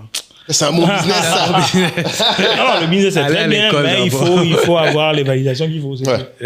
Et encore une fois, c'est pas aussi facile que je le dis. Parce que moi, encore une fois, la chance que moi j'ai eue, c'est d'avoir une famille assez soudée, un business qui marchait déjà, qui marchait très bien déjà. Donc, c'est pas comme si je l'ai créé de toutes pièces. Non, il marchait très bien. Moi, je suis venu juste ajouter ma pierre à l'édifice en fonction, comme j'ai dit, de ce que j'ai appris à l'extérieur, l'adapter à les problèmes que j'ai rencontrés quand je suis arrivé Et on continue de le faire d'ailleurs. C'est un truc continu, ça s'arrête pas. Mais du coup, comment c'est structuré la famille? On a le boss qui est le CEO des 2 entités, pharmacie labo. On a un directeur de labo, on a un directeur de pharmacie. On a moi qui navigue entre les deux en tant que directeur de développement, opération et innovation, tout ça. Mais les directeurs pharmacie, qui est de la famille, qui l'est pas? Tout le monde. Le directeur pharmacien, le directeur de la pharmacie, c'est mon frère aîné. La directrice du labo, c'est une de mes tantes, du côté de ma mère. Moi, c'est moi. Et il y a ma sœur cadette qui est un peu la directrice de tout ce qui est notre image digitale, tout ce qui est notre côté marketing et tout ça, qui s'occupe un peu des gros clients aussi. Mais tout le monde est pharmacien. Tout le monde est pharmacien. Au moins, tu comprends le métier. Si tu es pharmacien, tu comprends le métier, c'est beaucoup plus facile à expliquer. Après, si tu veux faire marketing dessus, il n'y a pas de problème. Voilà. Donc, moi, j'ai quoi? Moi, j'ai 2 diplômes, comme je disais. En plus de pharmacien, mon 3e diplôme, c'était un master en affaires réglementaires et politique de santé. Ah bon? D'accord. Qui est différent de ton MBA? Complètement. Le MBA, c'était purement business. C'était marketing, international management. Purement business. Le 3e master, c'était affaires réglementaires, politique de santé. Pourquoi tu as fait ça? Pour ici. Ah ouais? Pour plus tard pouvoir rentrer dans pouvoir aider un peu le système.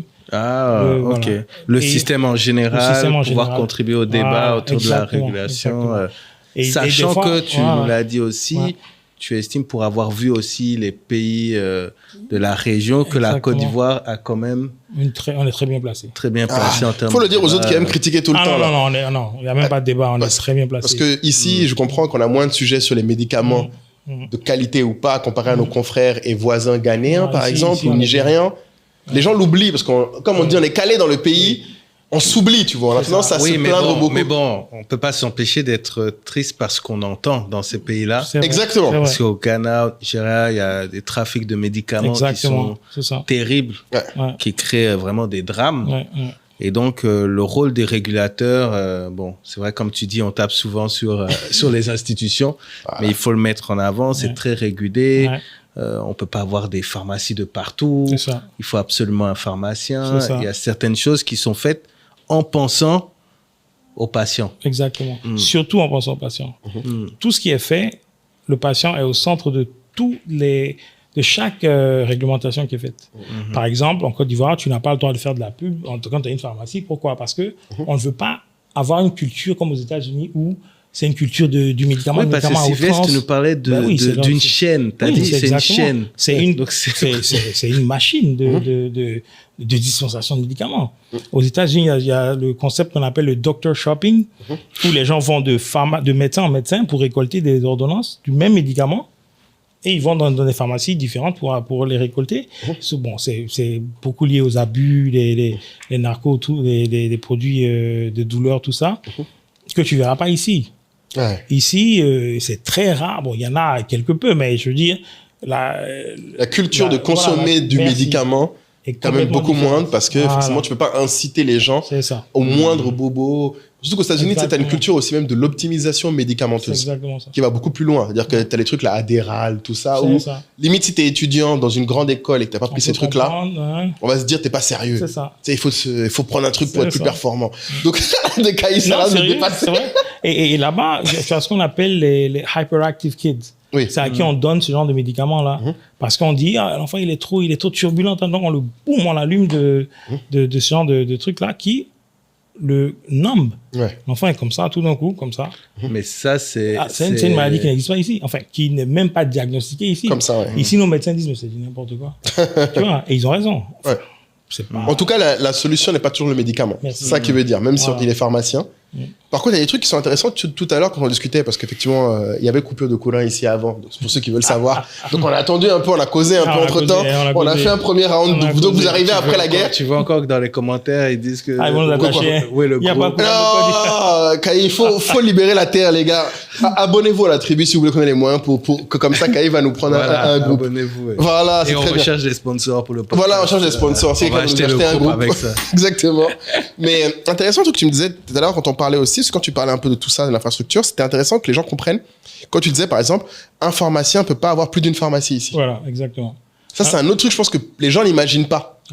Parce qu'en fait, tout le monde s'imagine, en fait, une fois que tu es fort, tu fais une chaîne. Ouais. Mais justement, ici, je tiens à applaudir vraiment l'ordre des pharmaciens qui a su maintenir vraiment cette structure, voilà, qui n'a pas vraiment fléchi à tout ça, qui maintient le patient au centre de tout.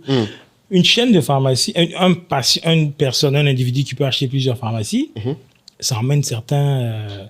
Le focus n'est plus sur le patient. Exactement, ça devient faire de l'argent. Parce que tu lèves des fonds, donc tu as des actionnaires. Donc tu es obligé de faire du rendement, voilà, c'est exactement ça. Alors que là, la pharmacie est vraiment concentrée sur le patient. Et ça, l'ordre des pharmaciens est très, très, très adamant sur ça. Et c'est quelque chose de très, très bien, je trouve. Et tu disais qu'aussi, n'importe qui peut pas se lever et dire, je vais faire une pharmacie ici. Voilà. Genre, j'aime bien cette location. Voilà. Je me prends ce petit coin pour faire une pharmacie. C'est pas comme ça que ça marche. C'est pas du tout comme ça que ça marche. Parce que nous autres, là, on se dit, c'est un business comme un autre. On voit le truc, on se dit, ah, mais ils font l'argent, ces gens-là. En fait, c'est marrant parce que c'est ça. Oui, il y a des gars qui veulent se dire, bon, moi, j'ai l'argent, je vais trouver un pharmacien qui est un peu désœuvré, là. Et puis, je donne un peu d'argent. C'est pas comme ça que ça marche? Du tout. Faut nous expliquer. Parce qu'il y a toute une liste. Il y a une liste d'attente. Il y a une liste d'attente de je sais pas combien de gens, bien sûr. Une fois que tu es prêt à t'installer, tu t'inscris sur la liste d'attente. Bien sûr, d'abord, tu dois être enregistré à l'ordre des pharmaciens comme étant un pharmacien registered en Côte d'Ivoire et tout. Une fois que tu l'as fait, tu rentres dans cette liste si tu veux ouvrir une officine. Et la liste d'attente, il y a du monde. Hein. Et on octroie les emplacements en fonction de la demande de l'endroit. C'est-à-dire, si on voit par exemple qu'à Wangolo Fitini, par exemple, il n'y a pas de pharmacie, on va te flanquer là-bas. Exact. On va pas te flanquer où tu veux. Ah, ok. Voilà. Tu vas pas dire là, il y a du passage. C'est pas comme ça que ça marche là-bas. Donc, et encore, même entre les pharmacies, il y a des distances à respecter. Il y a plein de choses. Il y a plein de trucs qui font que c'est pas un business comme les autres. C'est même pas, même le mot business, ça me fait un peu mal de le dire parce que c'est pas vraiment, nous autres qui avons notre déontologie à respecter, on voit même plus ça comme un business. Oui, c'est lucratif, je dis pas non. Mais, dans nos mentalités, dans nos têtes, nous, c'est l'apport qu'on apporte à la société, en fait, le plus qu'on donne à la société. De se sentir, tu peux pas imaginer le plaisir que ça fait de marcher dans les rues du plateau et tes patients te reconnaissent. Ah, docteur, merci docteur pour la dernière fois que tu m'as fait. Moi, mon salaire, c'est ça. Je ne crache pas sur ce que je gagne, je dis pas ça, mais je dis, pour moi, c'est cette valeur-là. Tu es quelqu'un d'intègre, on le sait, et on te le dit en face. Vraiment, lui, il est bien. Lui, c'est un bon docteur. Ou bien, ton patient t'envoie des gens parce qu'il sait que toi, tu es bien. Tu vois, ça fait plaisir. Tu vois. C'est intéressant. Et du coup, quand tu disais tout à l'heure que je trouvais que le modèle indien était le plus intéressant, de quoi tu parlais en termes? Parce que nous, on ne voit pas entre le modèle indien. On se dit, ils sont 1 milliard, donc bon, c'est un peu plus difficile. Donc on se dit, il y a forcément des failles. On sait qu'il y a des parties très pauvres. Oui, mais ils ont vraiment mastered, comment on dit? Ils ont quadrillé cette population-là. Ils ont fait de telle sorte que chacun a son chiffre, sa registration, son number, et tout marche comme s'il y avait que 20 personnes. À l'opposition de la Chine, où c'est beaucoup plus... Vraiment, tout est sur ordinateur, tout est millimétré, tout est vraiment comme ça. En Inde, tu as plus... comment on dit, tu as plus d'ouverture sur autre chose, sur d'autres medical practices comme l'ayurvédique et tout ça. D'accord, ouais. Mais tu rentres quand même dans le moule de la médecine moderne. Et chaque district, si tu veux, a un certain nombre d'hôpitaux, de médecine, de pharmacies, tout ça, qui s'assurent d'être à la hauteur de la demande sur place, de la demande du district. Donc, ils ont pensé à tout ça. Il n'y a pas vraiment de vide, comme on peut le voir dans d'autres pays. Et la Chine, c'est un peu pareil, mais c'est beaucoup plus élevé. Et tu dirais que qu'est-ce qu'il y a que nous, on pourrait reprendre ici? D'abord, déjà, le côté, on en parlait là, le côté... tout ce qui est médecine traditionnelle. Le côté, comment ils appellent pharmacopée, ça? Pharmacopée, voilà. Je trouve dommage, avec tout ce qu'on a comme ressources ici, comme pharmacopée ici, qu'on n'ait pas développé déjà quelque chose de beaucoup plus solide. Intégré, voilà, exactement. Il y a des gens qui le font, mais il faudrait les pousser, il faudrait les aider, il faudrait les... Voilà. Oui, parce que, oui, il y en a qui le font, mais... si c'est pas intégré, c'est difficile de faire la différence entre un charlatan, exactement. Il faudrait qu'ils aient des numéros, ils doivent être enregistrés, par exemple, avec l'État, des trucs comme ça, qui qui montre que ce gars-là, vraiment, il a fait ces études-là et c'est un tradit praticien inscrit à un ordre de tradit praticien, je sais pas.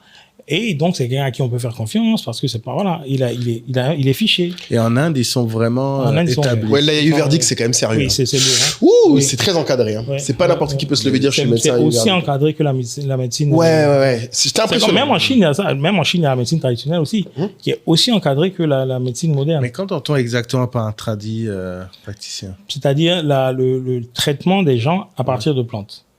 Ok, oui. Et ici, on a un paradis de ce genre de choses-là. Nos forêts sont remplies de remèdes. Et d'ailleurs, tous les médicaments qu'on a aujourd'hui, de nos jours, ont été extraits de nos plantes à nous, qui ont été extraits à l'étranger et en Europe. Ils en ont extrait les active ingredients, les actifs. Ils les ont transformés en tablettes, en comprimés. Et à côté, on a mis un peu de magnésium, tout ça, pour en faire une truc. Le magnésium qui vient de Chine, d'ailleurs. Donc, voilà. Donc, et en réalité, c'est des trucs qui viennent de chez nous. Mais on n'a même pas nous-mêmes accès à ça parce qu'on se dit, bon, c'est un peu... Voilà. C'est pas un médicament, quoi. Voilà. On le voit pas comme ça. Mais c'est marrant. Est-ce que c'est un débat dans l'ordre ou alors vous avez tous cette conviction-là? C'est pas Parce que moi, j'aurais pensé, ouais. peut-être naïvement, que les personnes qui sont dans l'industrie, qui ont des pharmacies, décourageraient plutôt la Non, c'est encore pas ce que je disais. Moi, à la base, et je pense que moi, quand je dis moi, c'est la plupart des pharmaciens, hein, on n'est pas dans ce métier vraiment pour faire que de l'argent. Ça, je le dis clairement. Un patient qui va bien, c'est un meilleur patient pour toi, je te promets. Parce qu'il reviendra prendre ses médicaments, quoi qu'il arrive, et le côté tradit ne peut pas tout traiter, bien sûr. Mais je veux dire, un patient qui est bien, c'est un patient que tu as à vie, en réalité. Quelqu'un qui prend ses médicaments correctement, qui a un diabète, que tu suis correctement, il est en forme pour longtemps. Quelqu'un qui ne prend pas ses médicaments, au bout de quelques temps, tu l'as perdu. C'est ça, ouais. Donc, à la fin, ça ne t'aide pas. Mais s'il peut être maintenu bien avec son tradit à côté, pourquoi pas? Et pourquoi est-ce que nous, on n'investirait pas dans ce genre de choses-là avec les industries qu'on peut créer et extraire des médicaments, enfin, en faire de vrais médicaments à l'échelle de ce qu'on a dans la médecine moderne? C'est possible. Mais du coup, ce que tu disais un truc, c'est que l'ordre des pharmaciens, contrairement à ce que nous, on imaginait, c'est pas l'État qui le gère. Non, l'ordre des pharmaciens, c'est une entité complètement privée qui travaille avec l'État pour comment dire, pour faire valider un peu ses besoins ou ses décisions? Oui, ses décisions. Ok. Par exemple, si l'ordre dit tu n'as pas le droit de t'installer là, si tu t'installes là, l'État va intervenir. Tu vois? Donc, ils utilisent l'État comme une sorte de... d'enforceur, ouais, c'est ça. Enforcer, c'est le mot, c'est exactement ça. Et tu as le droit de faire appel à des capitaux. Enfin, est-ce que c'est aussi contrôler les capitaux que tu fais venir parce que tu veux, je sais pas, agrandir ton espace ou... Non, ça, c'est vraiment un peu de... Ça, c'est une cuisine interne, je suppose. Tu as le droit, hein, tu as le droit de prendre un prêt à la banque pour augmenter la taille de ton officine, de ta croix de pharmacie. Ça, tu as le droit. C'est pas du communisme, hein, tu as le droit de faire ce que tu veux. Seulement, il y a des trucs que tu n'as pas le droit de faire. C'est-à-dire, tu n'as pas le droit de faire de la pub, comme j'ai dit. Tu n'as pas le droit de t'installer où tu veux. Tu n'as pas le droit de vendre n'importe quoi. Voilà. Donc, c'est le même principe, j'imagine. Les gens qui nous perturbent tous ici, c'est ici, tu n'as pas le droit, du coup, par contre, de faire de la vente à distance. Parce qu'à un moment, on a vu un petit moment au Glovo où les autres nous faisaient ça, là. Et après, ça s'est arrêté, ça. Oui, parce qu'en fait, Glovo, ce n'est pas une pharmacie. Glovo ne peut pas stocker des médicaments. Non, c'est pas la même chose. C'est pas la même chose. Tu peux envoyer. Mais avant, on pouvait acheter. Tu peux acheter directement sur Glovo. Oui. Tu n'as pas le droit. Mais et Doliprane? Bah, écoute, Doliprane, c'est un médicament. Hein. C'est ça. Doliprane, je te donne 5 comprimés de Doliprane, tu ne te réveilles pas. Mais bah d'accord, mais je peux l'avoir sans ordonnance. Oui, mais si tu lis bien le paquet, on te dit que c'est dangereux. Oui, je suis d'accord. Mais ce qu'eux, ils veulent éviter, c'est que ce soit les mêmes personnes qui commandent. La question, le pharmacien est aussi chargé de contrôler qui. Exactement. Alors que Glovo ne peut pas contrôler. Si un patient vient et puis il dit je veux 5 boîtes de Doliprane, vous allez le questionner? Moi, dans mon équipe, on va te demander est-ce que tu as un problème de foie, par exemple? Est-ce que c'est pour toi? Tu dis oui, c'est pour moi, c'est pour la maison, je garde un stock comme ça. On va te poser d'autres questions. Attention, prends pas plus de Doliprane, prends pas plus de 4000 mg par jour. Prends pas ça avec de l'alcool, c'est dangereux, ça peut te causer un problème au foie, tout ça. On va t'expliquer ce que c'est. C'est pas juste un bonbon. Un médicament, c'est un médicament. C'est bien pour ça que c'est vendu en pharmacie et pas ailleurs. C'est parce que chaque médicament que tu vois, aussi bénin qu'il soit, peut être un poison. Il y a ce qu'on appelle l'index thérapeutique en pharmacie. C'est-à-dire, c'est exactement la dose qu'il faut pour te soigner. Avant, ça ne fait rien, après, ça te tue. C'est ça l'index thérapeutique. Ah oui, c'est un bon faut dire la concept, vérité. Il faut dire la vérité. Les gens ont tendance à penser qu'il y a des médicaments, c'est rien, c'est juste un Doliprane. Je te promets, tu prends plus de 4000 mg de Doliprane avec de l'alcool, très peu de chances que tu ne te réveilles pas. Donc oui, comme tu dis, en fait, le sujet, c'est que du coup, on ne peut pas laisser les gens sans trop de contrôle, quoi. Exactement. Je crois que même ces gens de comprimés même veulent être retirés de l'OTC, comme on dit aux États-Unis.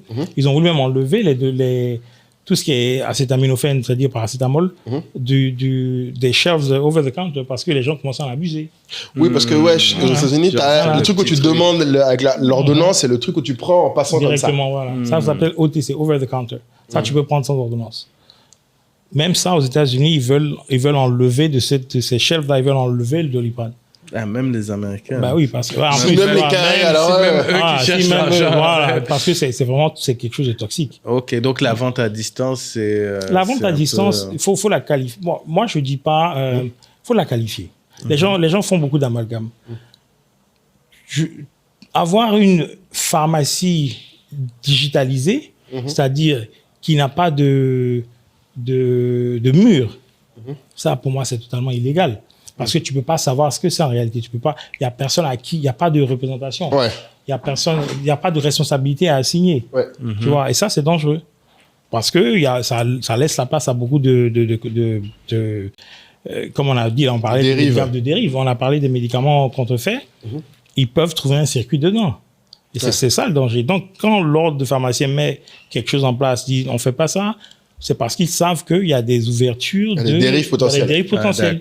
Donc, ils ont raison dans ce qu'ils font. Maintenant, bon, ça ne veut pas dire que si tu veux ton médicament, tu vas appeler un Glovo pour aller prendre ton médicament, tu vas parler à ton pharmacien, il a dit, il n'y a pas de problème, voilà. C'est faisable, il va avoir tout le souci.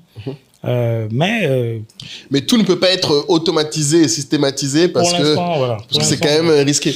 C'est intéressant. Et parlons du laboratoire. Parce que ça, je sais que c'est un business model totalement différent. On peut dire que c'est une autre entreprise. Pratiquement, oui. Parce que même si c'est lié. Donc, quels sont les enjeux à ce moment-là? Quelles sont les opportunités? Est-ce que c'est aussi régulé ou c'est juste, il suffit d'avoir les moyens d'investir pour créer son laboratoire? Le laboratoire, c'est moins régulé dans le sens où tu peux faire de la pub, tout ça, il n'y a pas de souci. Mais... et aussi, tu peux faire appel à des fonds étrangers pour augmenter ton labo si tu veux, il n'y a pas de souci. Mais c'est quand même quelque chose de très... parce que les résultats que tu donnes doivent être très, très bons. Et il faut s'assurer que ces résultats-là soient bons. Et c'est dans cette assurance-là que tout le travail vient. Il y a des labos qui vont donner des résultats, mais 9 coups sur 10, c'est du n'importe quoi qu'ils te disent. Ah ben oui. Donc, avant un labo à qui tu peux faire confiance, c'est ce qu'il faut, c'est compliqué. En tout cas, vous avez une chance. J'ai l'impression que 9 médecins sur 10 recommandent d'aller au labo Longchamp. Pourquoi? Parce qu'on est accrédité. Donc, on a tout le procédé qui a été certifié, accrédité, qui montre que ce qu'on fait et on a les contrôles d'accréditation, ils nous font ça chaque année. Même là, on a encore un contrôle qui arrive là bientôt. C'est contrôler pour s'assurer que chaque résultat qu'on donne est le bon. Chaque examen qu'on fait est fait de manière qui suit les guidelines. Tu vois, donc tout ça, c'est contrôlé. C'est des choses il y a beaucoup plus de choses qui rentrent en jeu. Bon, on n'a pas le temps de tout déballer aujourd'hui, mais je veux dire, c'est extrêmement contrôlé. Puis la réputation est encore plus importante et affectée que la pharmacie, parce que finalement, la pharmacie, c'est assez standard. Tu vois un médicament que tu n'as pas fait. Alors que le labo, c'est un service que tu rends. Donc, tu peux être jugé vite sur ce que tu as fait. Exactement. Et l'autre point qui est intéressant pour moi, c'est que le labo, j'ai vu qu'en plus, vous avez une logique aussi où vous travaillez avec d'autres cliniques, avec des gens qui, en fait, font leurs résultats chez vous. C'est ça, exactement. Il y a des cliniques qui choisissent de ne pas avoir de labo. Donc, ils nous sous-traitent. S'ils savent que les résultats qu'ils auront, c'est des résultats... Ce que je trouve être intéressant aussi, je ne savais pas qu'on pouvait faire un modèle donc, dans la santé. Il n'y a pas forcément que tu fais ta clinique ou ta pharmacie. C'est ça. Tu peux faire une clinique sans avoir à faire un labo dedans. Parce qu'il y a des labos de la place qui existent. Maintenant, c'est à toi de réfléchir et de choisir un qui est... pertinent. Pertinent, le mot. Au lieu d'aller t'associer avec le premier venu, alors qu'en fait, les résultats qu'ils vont te donner, c'est des résultats un peu questionable. Alors que là, tu es sûr que c'est le bon résultat. Et même quand tu dis dans ta clinique, tu dis aux gens, ici, tous nos résultats sont faits à Longchamp, tu as déjà ta validation. Ouais. Les gens te disent, Longchamp, OK. C'est devenu un peu un trademark de valider. C'est vrai que vous avez de moins en moins besoin du coup d'envoyer, parce que je sais que les gens sont un peu frustrés quand ils entendent qu'il faut envoyer les analyses en France. Ça, c'est un truc genre pourquoi ça les frustre, mais bon, ça fait partie du game parce que tout ne peut pas être fait là. Exactement. Il y a certains médicaments qu'on est obligé encore d'envoyer en France, mais c'est avec des labos partenaires. Ouais. Et c'est beaucoup plus rapide qu'avant. C'est quoi, à peine 10 jours, un truc comme ça. Ouais. Moi, est-ce que c'est quelque chose de vraiment compliqué? C'est des trucs qui reviennent très rapidement. Et pour l'instant, la raison pour laquelle on n'a pas choisi de le faire sur place, c'est parce que la demande n'est pas énorme. Oui, il n'y a pas beaucoup de gens qui ont besoin de ces tests-là. Pourtant, ça nécessite une machinerie qui est très, très, très expensive, très chère. Ouais. Mais à la fin, tu n'as pas vraiment de retour. Parce que l'investissement est lourd. C'est vrai qu'on n'en a pas parlé. Mais la pharmacie, on a parlé de l'inventaire, qui est un investissement énorme. Parce qu'à maintenir, c'est de l'argent qui dort. Exactement. C'est de l'argent qui dort et qui peut se périmer. C'est ça. Donc souvent, tout à l'heure, on a parlé du chiffre d'affaires. Tout le monde est joyeux, va venir dire, ouais, c'est génial la pharmacie. Mais bon, faut qu'on parle aussi des coûts. On a parlé des employés, c'est assez obvious, mais il y a quand même cet aspect qui est intéressant. Et du coup, ça amènerait à juste un peu pour conclure pour moi, du coup, qu'est-ce que tu retiendrais, toi, comme chose que tu avais appris ailleurs et que tu as voulu appliquer ici qui n'a pas marché? Si tu avais quelqu'un d'autre qui vient, je sais pas, d'ailleurs et qui veut appliquer des choses en Côte d'Ivoire. Tu me disais que tu venais avec ta cape de Superman. Ben voilà. C'est ça. C'est ça, exactement. L'erreur à faire, je dis chaque fois aux gens à qui je sers de mentor, je dis l'erreur à faire, c'est de penser que les gens ici ne réfléchissent pas. Ah non, attention, les gens ici sont brillants. Ouais. Ils sont brillants parce que pour faire ce qu'ils ont fait avec ce qu'ils avaient, mais c'est des génies. Alors tu peux pas venir te dire c'est rien ça. Non, gars, gifle, facile. Tu te retrouves vraiment, tu te prends une belle claque dans le visage parce que tu réalises qu'en fait, on ne réinvente pas la roue. Ce qu'ils ont fait, même toi, des fois, tu te demandes si tu aurais pu le faire. Parce que c'est vraiment des gens qui ont réfléchi à tout, qui maîtrisent leur environnement. Ils savent exactement quel médecin fait quoi, quel patient fait quoi, quelle tournure il faut faire, comment il faut parler à certains, aux grossistes, comment il faut parler aux assurances. C'est des trucs de malade. Parce qu'en fait, vous avez beaucoup d'interlocuteurs. En fait. Nous, on n'a parlé que des patients. Mais il y a plein d'autres gens à qui vous devez parler pour que le business existe. Exactement. Il y a les assurances. Des assurances, à l'époque, ils payaient 3 mois après. Imagine le poids que c'était pour une compagnie financière, pour une compagnie, de soutenir tout ça pendant 3 mois avant de se faire payer. Et en plus, il y avait plein de rejets. Parce qu'à l'époque, c'était pas digitalisé. Donc, le patient arrive, il te donne sa carte, alors qu'en fait, il n'est même plus assuré. Tu n'as aucun moyen de vérifier. Tu lui donnes son médicament, il ne paye pas. À la fin, l'assurance dit, moi, je ne peux pas. Fallait nous appeler. Comme si tu as le temps d'appeler 1000 fois. Parce que ça, c'est beaucoup en Côte d'Ivoire. Je le sens plus aux cliniques qu'aux pharmacies, mais c'est vrai que dans les cliniques, tu le sens pas trop dans les pharmacies. Cliniques, ils appellent. Clinique, tu sens que dès que tu arrives, mon ami, ton assurance, ils ont même des départements pour ça. Il y a même un petit téléphone. On te dit, toi-même, appelle. C'est toujours quand tu as mal, on n'arrive pas à les joindre. Ouais, c'est ça. Du coup, tu payes et après, tu te fais rembourser. Ça te regarde. C'est son affaire. Mais c'est intéressant parce que du coup, qu'est-ce que toi, tu aurais comme exemple de choses que tu pensais pouvoir... Enfin, tu pensais qu'il aurait fallu faire différemment et qu'après coup, tu t'es rendu compte, non, en fait, il y a des raisons pour lesquelles c'est fait comme ça. J'ai tellement d'exemples. Je t'en prie, donne. Par exemple, quand je suis arrivé, moi, j'étais chaud sur la... avec M-Pharma même d'ailleurs, avec l'ordonnance électronique et tout.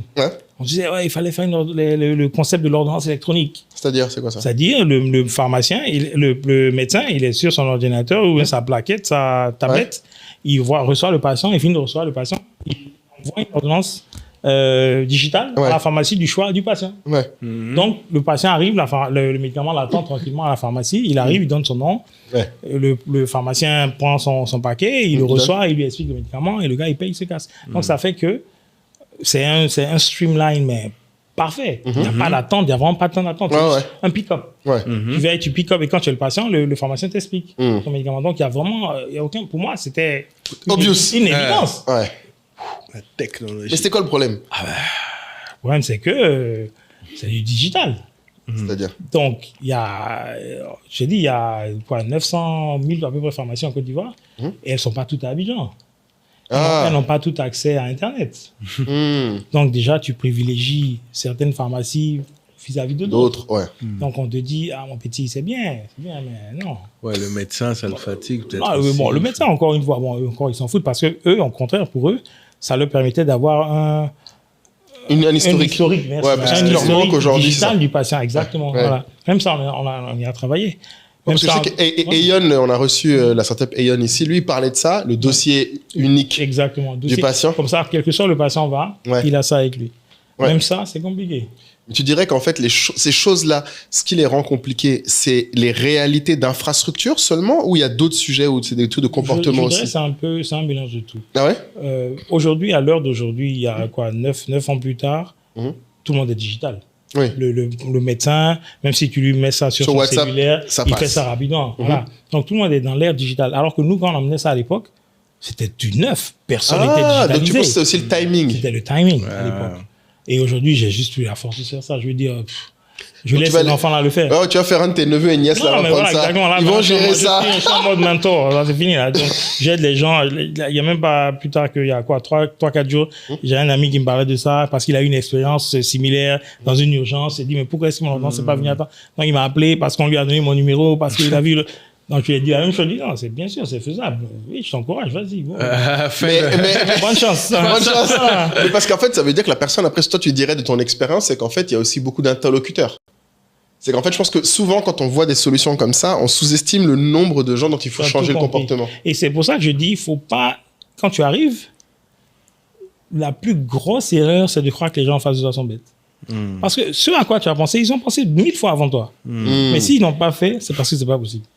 Non. Ou parce que ça demande pas le bon timing. Ou c'est un mauvais timing. Il n'y avait pas les outils. Maintenant, voilà, mais maintenant, revenir à ce point-là avec le timing qu'il y a aujourd'hui, ils n'en ont même plus besoin, puis ils sont passés à autre chose. Ça veut dire ils ont pu faire 100. Donc pourquoi ils sont revenus en arrière? Pas le temps. Tu vois. Alors que c'est quelque chose, moi, je trouve très utile. Moi, tu es un médecin, et d'ailleurs, les médecins qui ont ça maintenant déjà, ils ont des books où ils ont tout l'historique de leurs patients, mais c'est pas généralisé. C'est vraiment pas certaines cliniques et tout. Bon, ça va, il y a du C'est la première étape, c'est déjà ça. C'est ça. En fait, là où je suis d'accord avec toi, c'est que je pense, surtout en tant qu'ancien start-upper, le danger de venir de l'extérieur où tu vois certaines choses que, pour info, même aux États-Unis, ils n'ont pas ça. Clairement. En fait, les gens ont tendance à voir des choses qui n'existent pas ailleurs. Et ils viennent installer. Et ils se disent, ici, ça devrait marcher. Ce qui, je trouve, être fantastique parce que c'est partir du principe que personne n'a pu le faire ailleurs. Mais toi, tu peux le faire ici. Donc ici, c'est plus simple qu'ailleurs. Alors que c'est totalement le contraire. Alors que c'est le contraire. C'est probablement plus compliqué parce que déjà ailleurs, c'est compliqué. Mais ici, c'est encore nouveau. Donc j'encourage beaucoup de gens parce qu'il n'y a pas longtemps, j'ai eu, je crois, dans un call entourage, quelqu'un qui m'a demandé encore des conseils sur ce domaine. Et je lui ai dit, de mon expérience, je ne suis même pas dans ce monde-là. J'ai dit, mais déjà, parle avec les gens du domaine. Ça. En fait, avant de dire... Moi, je pense qu'il faut cette solution d'aller payer un jeune développeur qui va manger ton argent gaiement. Pour rien, pour te... Non, parce qu'il va bouffer ton argent. C'est clairement. Il va faire ta solution, c'est pas un problème. Il sait que ça va pas se développer. Oui, parce que les gens pensent que la barrière est la technicité des choses. C'est l'application de la technicité. C'est ça. C'est les gens qui doivent appliquer la barrière. C'est jamais... En tout cas, à notre époque, c'est jamais on peut pas faire. C'est est-ce qu'on peut convaincre les gens de changer leurs habitudes pour faire ça? C'est ça. Moi, je l'ai vu avec Yango. Quand Yango est arrivé en Côte d'Ivoire, il y a eu quelques expériences avant d'application avec Taxi donc, à l'époque. Exactement. Et donc, la question était pourquoi eux fonctionneraient plus? D'autres, on en a déjà vu. Il y en a qui utilisent, il y en a qui n'utilisent pas.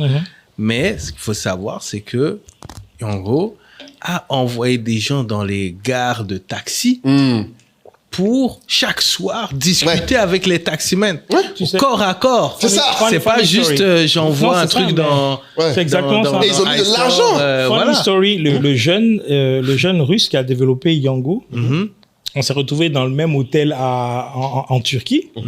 On était assis comme ça dans le lobby, on causait. Moi, j'étais avec mes potes et lui, il était. Et puis on se dit, mais toi, tu viens d'où? Moi, je viens de trucs. Côte d'Ivoire. Mais j'ai installé Yango là-bas. Donc, bien sûr, on a pick up on his brain. Et c'est exactement ce qu'il a dit. Il a fait ce que Uber n'a pas pu faire, par exemple. Et pas seulement ça, même le côté paiement en cash. Oui. Uber, à l'époque, c'est pas possible. Uber, Non, il fallait payer avec énerver les chauffeurs. Mais bien sûr. Ouais. Et c'est encore une fois, c'est l'exemple typique d'adaptation calquée de ce qui se fait en Occident ici. Ouais. Ça, c'est pas les mêmes valeurs. Et puis surtout, le truc, c'est que là où tu as raison, et on en a parlé dans la fait avec Dounian sur l'e-commerce, c'était la même chose, les gens sous-estiment le coût que ça représente cette éducation-là. C'est ça. En fait, quand tu es le premier à venir, là, l'argent que Yango a mis, c'est parce que c'est Yandex qui est l'une des plus grosses boîtes russes. C'est ça. Ce n'est pas la boîte de... L'autre jour, je paie à son âme, parce que je n'ai pas envie de me moquer de lui, mais il est bien vivant, en fait. C'est un jeune homme que j'ai vu, justement, quand j'étais dans une clinique, qui est venu me voir. Bon, bien sûr, il ne savait pas qui j'étais, il savait juste que il me voyait ma tête sur Internet, donc il se disait c'est quelqu'un de connu. Il me dit oui, je crois que vous parlez business. Non, je dis oui, ça m'arrive de parler de business. Et il me dit ouais, moi j'ai lancé une application qui fait concurrence à Yango. Et ça marche pas. Oh, il galère, forcément. Et il me disait, et ça m'a fait rire parce qu'il m'a dit ouais. Je lui dis mais pourquoi t'as fait ça? Moi ma question c'est toujours qui t'a envoyé? Vraiment, tu viens affronter des dinosaures et tu crois que tu vas t'en sortir? En fait je veux juste comprendre parce que ça se trouve. Je sais pas les moyens qu'il a. Non voilà, je demande et donc il me dit oui non mais en fait ma mère a déjà en fait un business. Voilà, elle avait un business je crois dans le BTP ou un truc. Elle a une flotte de véhicules. Donc lui il est parti de ça pour se dire il va lancer un truc. Autant mettre la flotte dans Yango. Mais c'est mieux, voilà, tu leur loues ça et t'es tranquille. Et c'était ouf parce que je l'ai regardé, j'ai dit mais tu connais le modèle de Yango? Il me dit bah oui, c'est l'application qu'on utilise. J'ai dit non, voilà, ça c'est le modèle en tant que client. J'ai dit toi qui en tant que chauffeur. Le chauffeur, tu connais le modèle? Il me dit comment ça? Je dis mais c'est des gens qui investissent pour mettre leur véhicule sur le réseau de Yango. Je dis au lieu de toi de vouloir te battre à faire le réseau de Yango. Mets-les dedans. Et là, il me dit, mais si je fais ça, du coup, je suis un employé de Yango. J'ai dit, non. Non, tu travailles avec eux. Et, non, mais en fait, et j'ai compris que... Non, mais son blocage, c'est ça. Son blocage. Est-ce que je lui ai dit, en fait, j'ai dit, le problème, et c'est là quand on dit, il n'y a pas de culture business. C'est quand tu regardes juste en tant que consommateur. Tout, exactement. À ton niveau, c'est juste moi, je vois en tant que consommateur. Ça me fait chier que Yango me prenne beaucoup d'argent. Je pense que je peux m'en tirer avec moins d'argent à plus petite échelle. Sauf que le problème, c'est que pour faire petite échelle, il faut plus de moyens. Exactement. Et je lui dis, non, mon ami, ta maman, là, elle a tout l'argent que tu veux, là. C'est trop lui demander ça. Et pitié. Je dis, en fait, ou tu vas bosser avec ta mère dans le BTP, ce qui est très bien aussi. Ou le véhicule, là, qui est là. Bon, mon ami, tu mets sur Yango. Mais... Et c'est intéressant que tu dis ça parce que toi, tu viens d'un monde aussi que les gens, je suis sûr, dans les gens qui vont nous écouter, si vous connaissez quelqu'un qui a voulu entreprendre dans la santé, qui veut entreprendre dans les pharmacies. Je connais. Je suis sûr, il y en a qui nous écoutent. Mes amis, venez voir les gens d'abord qui connaissent. Ne venez pas vous. Bonne chance. Bonne chance, c'est ça. C'est juste ça. Donc vraiment, merci beaucoup d'avoir pris le temps. Franchement, c'était... Moi, je finirai parce que la dernière question, c'est on n'a pas percé le mystère. Quel mystère? Pourquoi, selon toi, on a autant de personnes du domaine de la santé qui écoutent ce podcast? Ah ben écoute, je vous promets, c'est pas un mystère, c'est vraiment que vous touchez vraiment aux problèmes auxquels nous sommes vraiment confrontés. Je te promets, chaque épisode que vous avez, de près ou de loin, touche à quelque chose qu'on a déjà vu dans notre everyday. Et c'est vrai que c'est souvent des libéraux. Non, mais regarde par exemple les études de pharmacie, par exemple. Quand tu regardes le curriculum des études de pharmacie, il n'y a rien qui t'explique comment gérer financièrement une pharmacie. C'est du clinique. On t'apprend le médicament à gogo, mais on oublie que, en fait, toi, tu es un commerçant. Tu as besoin d'être rentable. Tu as besoin d'être rentable. Tu bosses pas à l'hôpital. Tu bosses dans une officine. Donc, c'est un business que tu dois faire tourner. Et combien de... Il y a quel... tu n'as même pas une classe, je crois, de business. De financing. Bien sûr. On ne t'apprend que du clinique. C'est pour ça que beaucoup d'entre nous vont faire des MBA, des trucs comme ça, pour un peu essayer de comprendre un peu le côté financier, marketing, tout ça. Sinon, on ne t'apprend pas ça à l'école. Et donc, c'est ça. Donc, tout ce que vous dites chaque fois, mais c'est hyper pertinent. Je me rappelle, mais je peux te citer, bon, pas tous les noms, mais je dis, il y a des épisodes, je dis, mais ils ont parlé de ça. Ah, mais ils ont parlé de ça. Mais oui, Moulin, il avait dit ça. Ah, Locaï avait dit ça. Oui, c'est vrai, leur invité avait dit ça. Tout ce que vous dites est hyper relevant dans le domaine médical, en tout cas. En tout cas, en pharmacie. Donc, c'est que c'est vraiment pour les confrères entrepreneurs. C'est ça que ça me fait plaisir. C'est que vous êtes dans le game avec nous et que... On souffre ensemble. Effectivement, c'est vraiment ça. L'idée pour nous, beaucoup de ce podcast, c'est que quelqu'un qui écoute ça, Inch'Allah, qui a une pharmacie, il se dit... je suis pas seul à avoir souffert. Exactement. Et si on peut rapprocher les gens qui prennent ce chemin entrepreneurial plutôt que chacun de son côté. Et puis qu'on comprenne aussi, quelle que soit la taille de votre business, il y a toujours des optimisations à faire. On n'est jamais arrivé. Exactement, ça c'est le b.a.-ba. C'est une optimisation, une efficience, c'est permanent. C'est comme on dit, c'est un conduit. C'est pas une destination. Optimisation, efficiency, permanemment. Et c'est marrant parce que tu dis ça, parce que tout à l'heure, hors caméra, tu as dit un truc qui m'a fait rire, mais qui me restera, et je pense que les gens devraient garder, c'est que tu disais que jusqu'à maintenant, ton père, du coup le CEO, il est encore le premier au boulot. Bien sûr, il est là tous les jours à 6h du matin, à 6h30. Il est à toutes les réunions, il est au courant de tout. Et il veut être au courant de tout. Ouais, bah écoute, si tu suis le podcast, tu sais que notre tradition est, pour ceux qui sont arrivés jusqu'ici, de prouver qu'ils sont arrivés jusqu'ici, en faisant un commentaire, en utilisant un mot de ton choix qui résume la conversation. Donc, quel serait le mot de la fin pour toi? Un mot. Très enrichissant. Bon, un mot, je dirais... Ou un mot que tu veux qu'il retienne. De la conversation qu'on a eue ou du podcast? De la conversation ou du podcast, peu importe. Je failli dire rien n'est impossible, mais bon, c'est pas un mot. Mais je dirais persévérance. Persévérance. Ouais. Ok. Ça caractérise l'entreprise qu'on a, parce que ça a été fait encore une fois sur 40 ans et elle continue de tourner. Et ça, c'est dû à la persévérance du CEO et qui a su inculquer ça aux gens avec qui il travaille. Voilà. Ouais, je me rends compte qu'on n'a pas eu trop les tips sur comment on gère en famille. Là. Va falloir qu'on fasse une réunion de famille. Ça, c'est clair. Les trois, on sera là, nous trois. Ça va plus facile. Comme ça, tout ce que j'ai, mon frère. Non, mais juste un micro, on vous observe. Je pense qu'on va rigoler. On va rigoler. Non, mais ce serait bien parce que c'est vrai que beaucoup de gens nous posent la question et que c'est un modèle qu'on trouve qui... Les gens ont tendance, je trouve, un peu à le critiquer en Afrique, alors qu'au final, c'est ce qui marche partout dans le monde. Oui. Si je peux dire un truc pour ça, les gens... Je me rappelle, en MBA, ce qu'on nous avait dit, c'est un truc comme ça où la passation de torche se fait sur 10 ans. Oui. Et ça, c'est si vous travaillez ensemble, en plus. Pendant 10 ans, vous devez travailler ensemble. Pendant 10 ans, vous devez être ensemble pour que celui qui a commencé puisse se sentir confortable enough pour passer la torche. Et c'est ça, pas je suis fatigué. Voilà, non. Donc je balance vraiment, au petit jeune qu'il a. Voilà, c'est pas du tout ça. C'est vraiment qu'il doit sentir que, oui, effectivement, ils peuvent tenir le cap et même aller plus haut. Et là, maintenant, il passe la torche. Et ça prend 10 ans. Honnêtement, en moyenne. Ça peut même aller plus loin. Donc, nous, on arrive bientôt à ce cap-là, je crois. Donc, on verra ce qui va se passer. Mais bon, on n'est pas prêt qu'il se retire déjà. On aime bien l'avoir et puis il nous permet de garder le cap, comme je dirais. C'est un peu le baromètre. Quand tu fous rien, il te dit, mon petit, remets-toi au travail. Quand tu fais trop, il te dit, petit, calme-toi un peu. Donc, voilà, donc et tu disais qu'en plus, même dans vos réunions chaque semaine, il y a des coups de pression qui se lâchent. Clair. Quand tu rapportes chaque fois la même chose 2 ou 3 semaines de suite, parce qu'on a des missions à faire, et quand tu rapportes chaque fois le même truc, oui, on commence à te regarder du genre, mais t'as pas dit ça la semaine dernière? Tu vois, et tout est noté en fait. Donc là, tu dis, oui, non, mais c'est-à-dire que... C'était un peu chaud. Est-ce qu'il y a des événements de famille où vous dites, on parle pas... On essaie les dimanches quand on se retrouve en nous de ne pas parler boulot, mais on y arrive toujours à parler. Enfin, ça retombe toujours. À un moment. Voilà.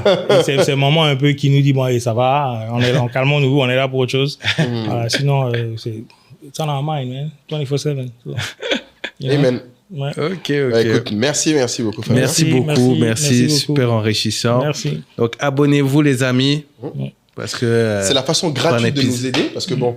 Vous pouvez rejoindre la tribu si vous voulez aller plus loin, mais si vous voulez juste nous aider gratuitement et avoir d'autres invités passionnants comme Fabien pour nous rejoindre, abonnez-vous, parce que comme ça, il y a plus de gens qui regardent, plus de super invités et on peut continuer à faire. Dites-nous aussi en commentaire les discussions avec vos parents sur vos orientations. Et puis, si vous comptez aussi dire à vos enfants quel est le choix qu'ils ont, sachant que le choix est entre 2 possibilités. Allez, all right. Ciao. Ciao. Bye.